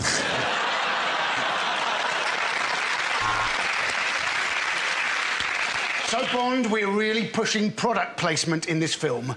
So here's your new secretary, Miss Money Supermarket.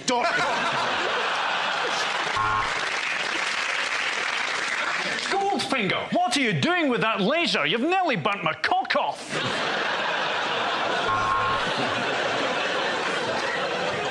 So, laser-guided, fires at will, lovely in the hand, incredible repeat speed. Tell me, Mr. Bond, where'd you get a penis like this?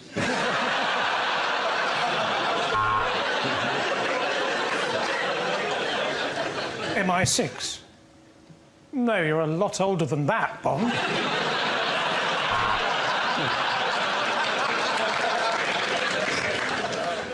Aha! Mr. Bond. It appears that somebody has stolen my cat.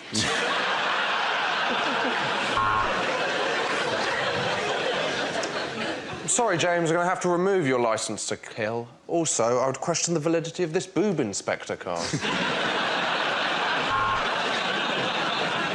Hey, it's me, Pussy. Pussy no more? Yeah, I'm post-op now.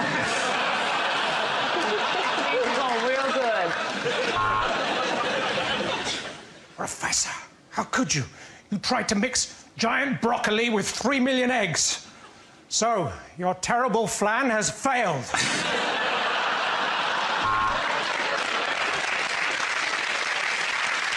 And this watch that fires bullets, and I'm afraid that's all the gadgets I can give you, Bond. I'm the 8 items or less queue. I think you may need an eye test, Bond. That sex-mad blonde you've been shagging in the embassy is Julian Assange.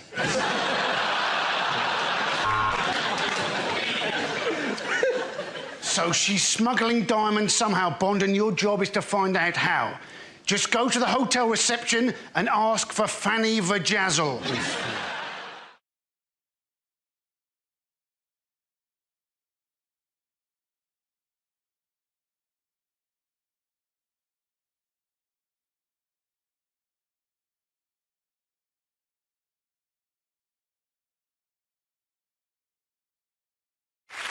Our first round is called Headliners. Here's a picture of America's former and possibly future first couple, Bill and Hillary Clinton. But what does BCAH stand for? Just a very wild guess. Is it Bill Clinton and Hillary?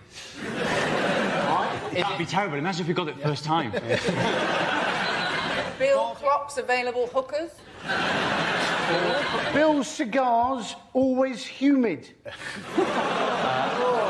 I've got a slightly different one. I prefer clammy. Is it? Bill controls Android Hillary. Look at him, he's like... It looks like he's pointing her out to a sniper. Is that what it is? Bill considers assassinating Hillary. Yes. I'll give. Well, if we could possibly steer it. I know the answer. I Correct. reckon. You're going to go for. Bill campaigns alongside Hillary. Ooh. That's exactly right. Well done, Russell.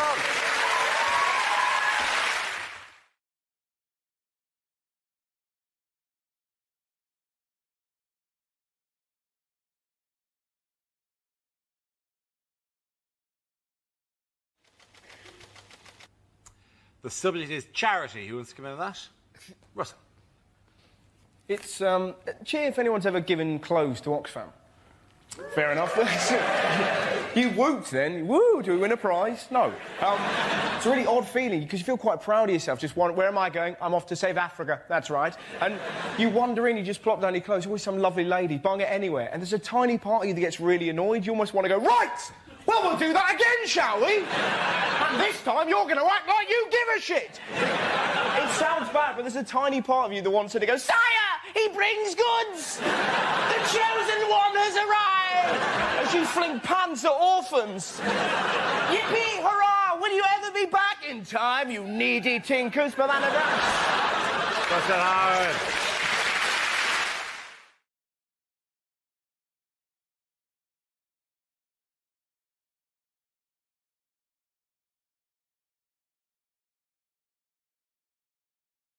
There are crisis negotiations taking place between the IMF and, well, the troika of different bodies who've lent money to them and to the Greeks. And I think the Greeks will win the negotiation. And I'm willing to go on the line for this because with only some time to go during the negotiations, with the Greeks going, please, give us a bail us out, bail us out, bail us out, all they need to do, they've got one card that the Greeks can play, which is they can play that music, which means you will eventually, because it just starts like it's just quietly in the background, just slowly give us some money.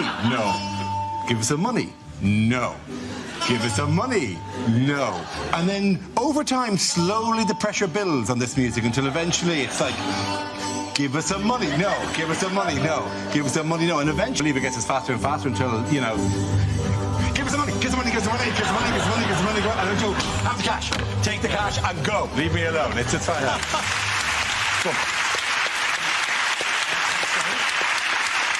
Really, I just wanted you to spend the rest of the evening going ding, ding, ding, ding, ding. Could you hear that as well? I've worked there for a second. Can we play the music again? Oh, I love the music. Yeah, too. One more time. The middle bit. Just so slow again. Oh my God, this is so fast. They go faster than us. They go too fast. Table take our combined weight. We'll get on it. Just flip the table over. Let's go. We'll try. We can flip it. I'm sure the people of Greece will be absolutely delighted.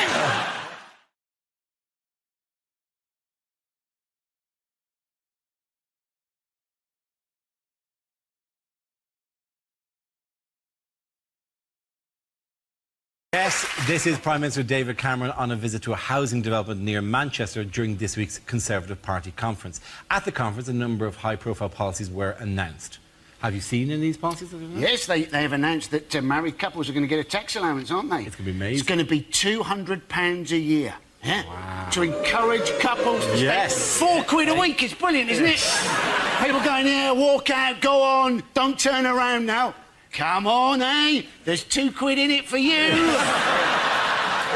It literally is a pint. You could just get a pint out of it, and then every week you'll argue about who gets the pint. You're talking London prices here. Oh, sorry, of course. If they break into a student bar in Stoke, yeah. you get hammered for a month. Yeah. Well, I don't think that's going to help the cohesion of their marriage. So at £200 a year, the average wedding is £18,000. So to break even, 90 years you need to be married for. Don't go dying on me. Don't go dying on me. I need another 23 years out of you. Come on. We're not married, Andy. No. That was like the weirdest romantic movie ever. Don't you die on me. Don't you die on me, Josh Widdicombe. Don't I feel the gooseberry? Who's actually going to be... What decision will you make differently because it's £200 a year? Well, my accountant advised me to become a Mormon. But your accountant actually is a Mormon. He just hands out those leaflets all the time. That was a completely unrelated anecdote.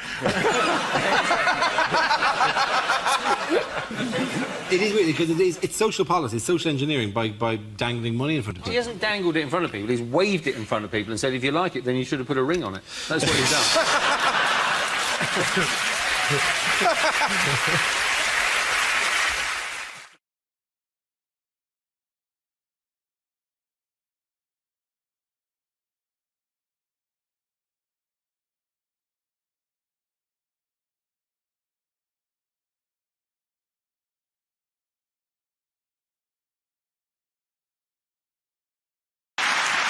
Yes, and the question I was looking for is how long was Major Tim Peake on the International Space Station before he returned to Earth this week?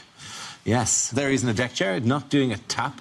But the only reason he come back was because the Russian bloke on the space station stuck up behind him on the end of a bar stool. I watched the news report about it, but I'm hard of hearing, so I used the subtitles, and it genuinely said that he was up in space for 6 months without gravy, and it took me ages to realise they meant gravity. To be fair, he was without both, and I couldn't do it, you know. I mean, there's that anti-gravy machine they have. Sorry, I just realised there's a fucking box under my... No wonder I've got no space. Look at this. What is it? Just found that. The old shark going, it's a bit tight down here, isn't it? What artefacts have you discovered? I don't know. And I've dropped my drink. This is an absolute nightmare. I've done the carpet, I'm afraid. He set a lot of records while he was in space, didn't he, Tim Peake? He did. But it was kind of like, once he got into space, that was the hard part, and then just everything he did, he was the first person to do it in space. It was just like, he was the first person to get on the New Year's Honours List in space. He was the first person to do a marathon in space. It's just, once you get into space, that's you. It's like, if I got into space, I could set records for first man to clean his glasses on his underpants. In space, you know. He did run a marathon up there, didn't he? And I thought I'd run a marathon if I had an option to float bits of it. Just set the treadmill on really fast. I'll just hover above it. I haven't hit the wall yet. When's the wall coming? Let's go, be honest. This is so difficult. I've done 4 miles already. I did the marathon. He didn't do any football because they wouldn't have got past the coin toss.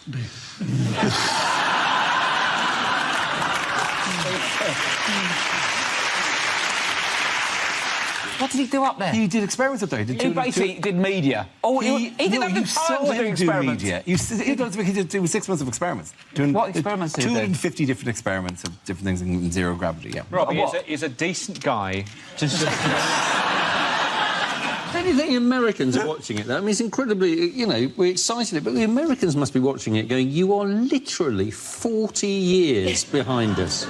There were Americans as well, you know, on this. That's all the Americans are doing as well. Are you going to shut down every comical notion we bring to you now? Yes, but he was in space, so leave him alone. Respect the spaceman. I love Respect science, him. and everything's OK because it's science. I will not have a joke said about astronauts. Just because he's gone up there and done experiments, I don't know exactly what they are, I've just been told. You think he's bluffing that? That actually... He's on a blank, mate. He's been up there. The slightly sad thing about it, he's the first British astronaut, but he is representing the European Space Agency, isn't it? So if there is Brexit, the next British astronaut is going to be in a hot air balloon on a very long... I think he deserves all the honours he's getting, because it is a dangerous mission to get that much closer to the sun when you're that ginger.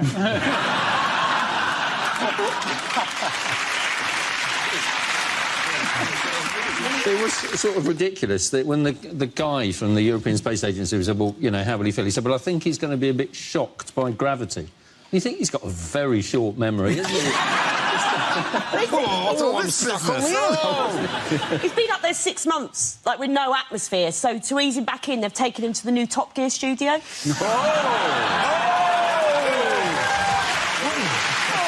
that, Chris Evans. The first comment when it came out was that the Earth smelled really strongly of Earth, and everybody sort of shuffled uncomfortably and went, that's just Kazakhstan.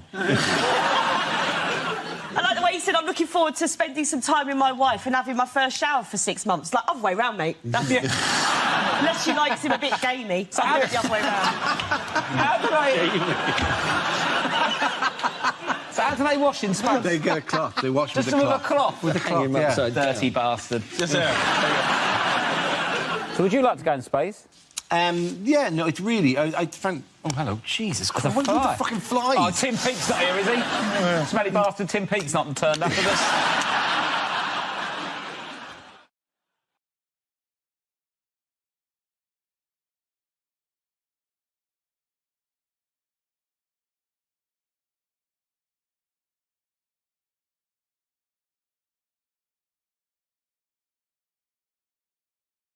Let's spin the wheel. And the topic is school. You are looking at a very proud Canadian who's very proud of the education system in Canada. No, I was horrible in school. I failed math so many times I can't even count. I preferred French over chemistry because the chemistry teacher and I just didn't have any, rapport. One teacher said I'd be a better student if I spent less time flirting. I immediately jumped off his lap. One teacher used to always say I wasn't very observant, but you know what? That was his or her opinion.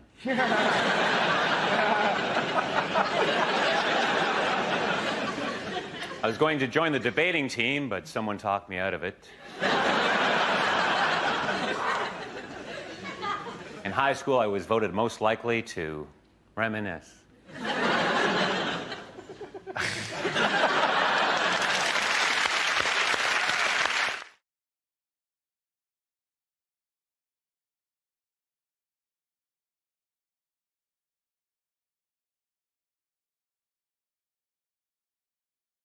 OK, here we go. The first subject is unlikely things to hear on daytime TV. Well, these four date from the early part of last century. Some wear and tear, a little bit of tarnishing there. But please welcome today's loose women!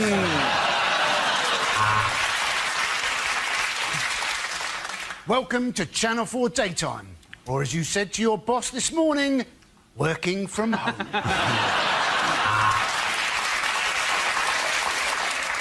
Well, coming up next, two programmes you don't want to get confused. Escape to the Countryside and Bargain... Hang on.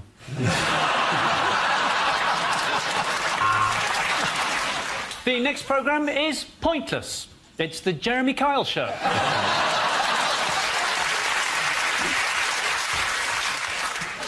Coming up, Teletubbies Uncut. Yes, you're going to get to see Tinky Winky's Winky and Dipsy's La La.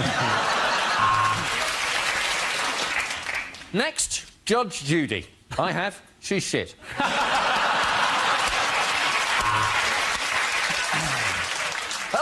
welcome to Let's Decorate the Shit Out of This House. This week we're decorating the shit out of a 3-bed semi in Orpington. So let's do it!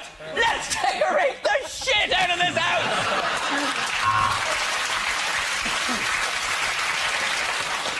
Next up, another property programme, which is pretty offensive when we consider you're all unemployed. Hello, welcome to This Morning. I'm Philip, a man on television, so I can go grey and look older. This is Holly, one wrinkle and she's finished.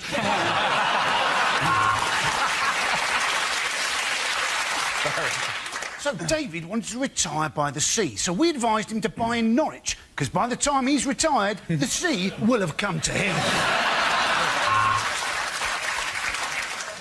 Next on Flog It, the team meet their greatest challenge yet. A dead horse.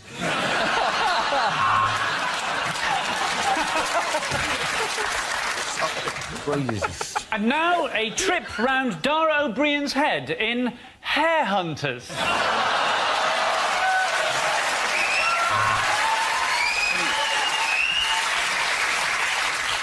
Next up, the Austrian version of Cash in the Attic. It's Family in the Basement.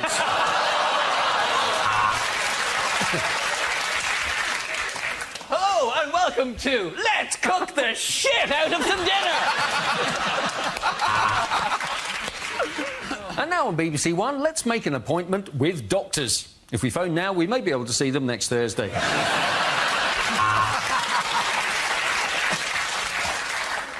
Welcome to A Place in the Sun, the show that's for people who aren't sure if they want to live in Britain or move abroad. First up, Abu Qatada.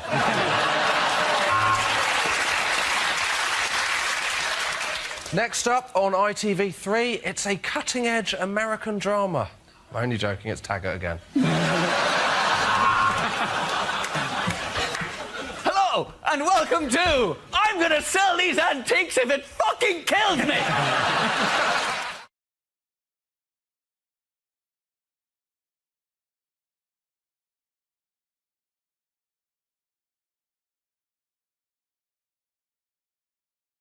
This is a power move. One power move is to sit and eat when you're in a tete-a-tete with someone. Another is lunging. Like, look how you feel now. We're kind of having an argument. What about now?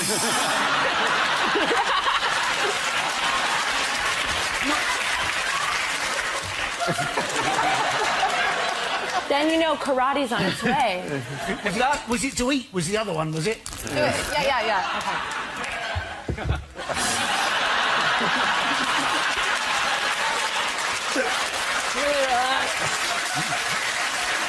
Hey, he's got 3 phones.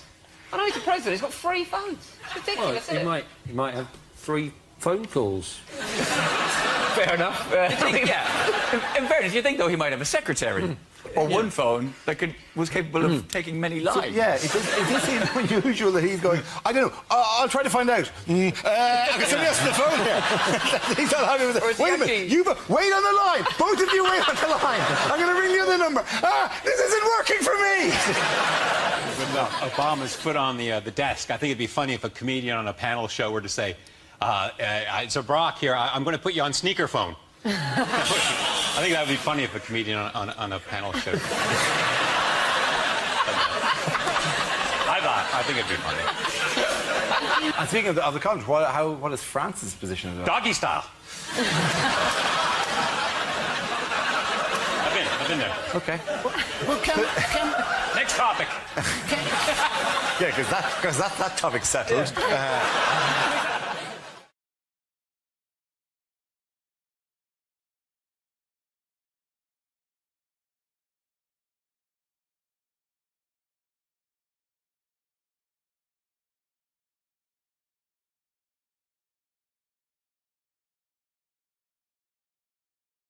Our next round is called Newsreel. We play in a recent piece of footage featuring people in the news and ask you to suggest what they might be saying. This week's clip features the Prince of Wales and the Duchess of Cornwall. Ah, well, here he is, His Royal Highness, the Prince of Wales, and Mrs. Prince of Wales. Well, why are they here? Well, to overlook the building of their new house. It's a bit behind schedule, I'm afraid. It was due to be finished in the Renaissance. But never mind, in the interim, they've discovered electricity, so that's It's an added bonus. Look at that light bulb, darling, shining its lovely light on your lovely face. Prince Charles doesn't like this very much, doesn't like an overrun. Now, which of you is responsible for the overrun, he's asking. I don't care if you're Polish. One of you will be beheaded. Now, are you responsible for the overrun? Was it you? Are you responsible for the overrun? No, Your Highness. We're not responsible for the overrun. We're just getting on with the job you gave us. We're bricking in your relatives. Why haven't you finished it? You're meant to be doing it. Why aren't you doing it now? Well, Your Royal Highness, we would be doing it now if you weren't talking to us, so if you shut up, we'll be able to get on with it, and it won't take nearly as long, so just go away. Now, let me pop on my specs, have a look at this enormous microphone. Tonight, Matthew, I'm going to be Whitney Houston. Oh, no, it turns out to be a stone hammer. Prince Charles, of course, terribly good at hammering stone. He's carved and recarved his own mother's gravestone many times over the years. Prince Charles getting rid of some graffiti there. Whittles for king. Oh, no, you don't do it like that, Your Highness. You need longer, manly strokes like that. And a bit of a chamfer. Oh, manly strokes, is it? Yes, I'm laughing now, but you can fuck off. I'm the Prince of Wales. Well done, Hugh.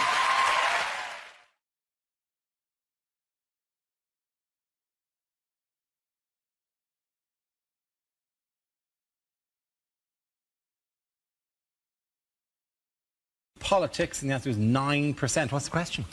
Is it percentage of British people without sunburn? Yes. In this room, I think. Is Yes. it the percentage of British men who bought for their wife 50 Shades of Grey, then tied them to the bed and pissed off down the pub? Rounding it up, what percent of Jesus' disciples turned out to be a bit of a wrong-un? Is it what percentage of people at a Michael Bublé concert aren't using Tenna-Lady?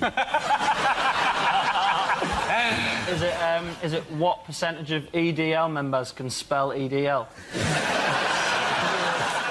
Is it at what point would I normally start running around the room going, have you got a charger? Have you got a charger? Is it for how much of history has Bruce Forsyth been alive? As a relatively successful stand-up comedian, how much tax should I be paying?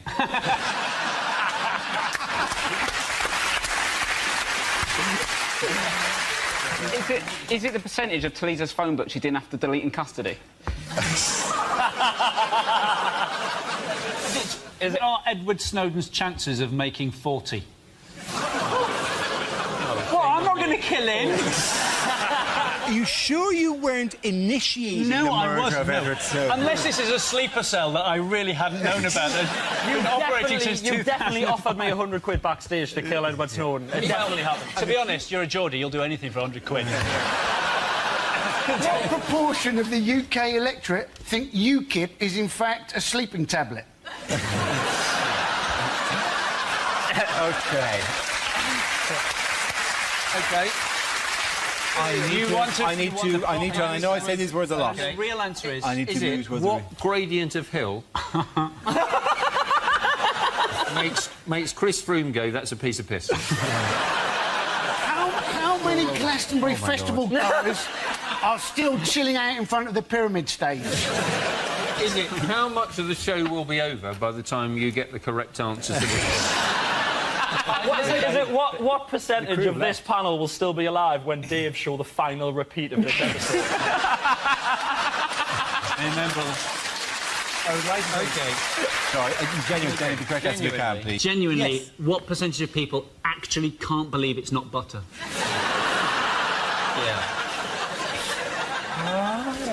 Is it genuinely... What percentage of Dale Winton's skin has not been replaced by World of Leather? Please, can we just have a proper answer for once on the show? Is this the MP's pay rise? Is this how much our MPs pay due to go up by? Absolutely right. Thank you very much, Ed Bird.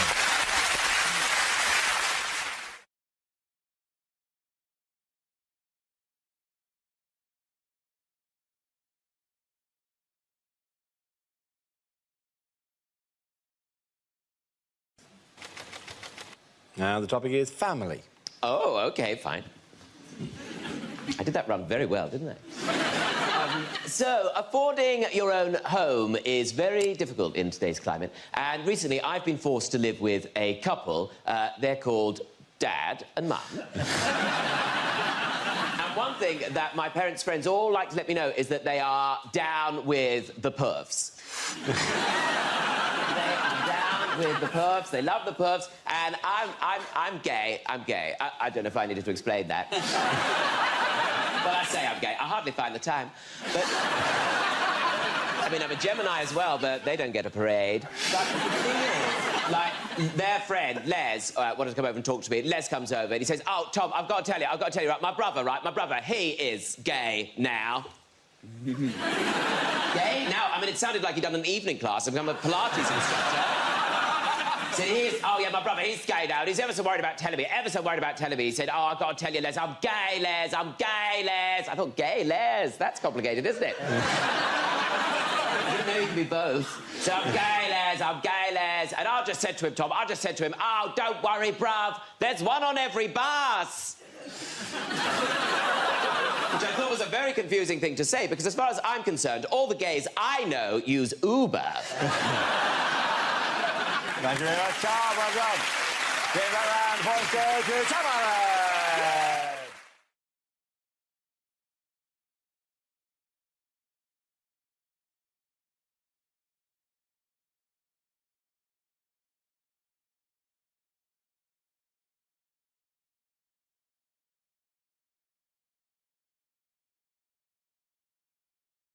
Start with a round called This Is the Answer, What is the Question? On the board are 6 categories. Gina, which category would you like? Entertainment news. OK, entertainment news. The answer is 50 nights. What is the question? Is it how long does it take me to successfully build an IKEA wardrobe? Is it if an MP spent one night in a hotel, how many nights would he claim for? Is it how much of a start was Stephen Hawking given at this year's London Marathon? Oh, and so it begins.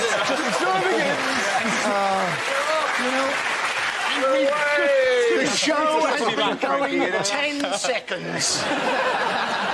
How many nights per year does the Queen sneak away to do karaoke? under the alias of Big Mama. Is it how many late shifts would you have to do at B&Q before you came to dismiss life as a grotesque pantomime? Is it dogs often go to fetch help when their master is in trouble? How long would you have to be lying dead before your cat gave a shit?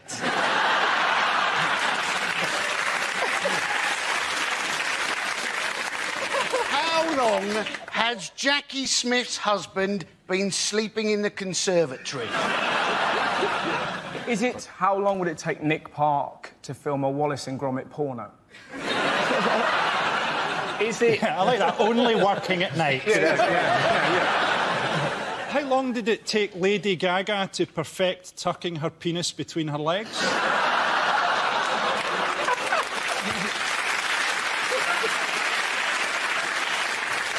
Is it which themed disco evenings have the most restrictive age policy? 50 nights. No? Is it? Is it how long before we get the right answer to this one? Yeah. I think I've got the right answer. No, don't do that. I haven't done a funny one yet. Stick around, right? Is it generally speaking what separates 51 days?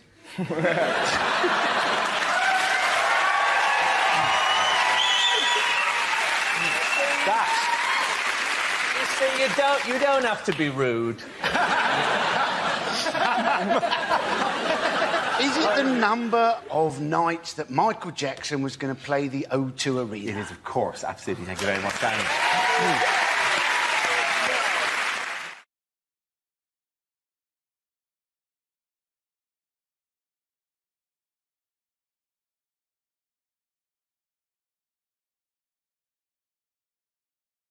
Okay, you ready? Yes. Would you do it? Are you going to plan to do it? I'm not going to do it like that. No. Yeah, okay. It's all right. Just got a bit more coffee. No, leave it there. OK. Did you enjoy the Olympic Games? I did! OK, we need you to walk in again because apparently Alan, Andy and Andy, you're walking in with shit. Who are these two and why are they in the news this week? Who are these two? You're right, it is quite beginner, that. Sorry, I'll do that again. Who are these two? Who are these two? I don't know, Dara. They look like nice men. Who are they? Like me head. All they got around my hat. I will wear roses. Why will you not die, Skywalker? Michael, they have taken you. Will you not go home and die? Wasn't there any of that at the Olympic opening ceremony? What? There was none of it. Irish rebel songs? Yeah. They weren't all Irish. We've got a great... It would be really weird if they just opened on a man going, England has stolen our young. Our next round is called Newsreel. We play in a... Could you shut the fuck up? Was that for me? No, it wasn't. It was the end of his. Oh, right, sorry. You get to the fucking mic and then put it.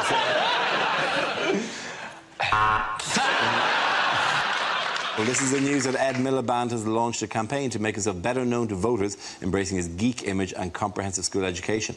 So is this going to make it more appealing? No. OK. Do you know what will make him more appealing? Standing him next to a big pile of shit. Yeah, we're having fun, It's great. OK, how's that? Let me just... I'll just do this. Are you testing it? Are you liking this? Yeah. Is that all right?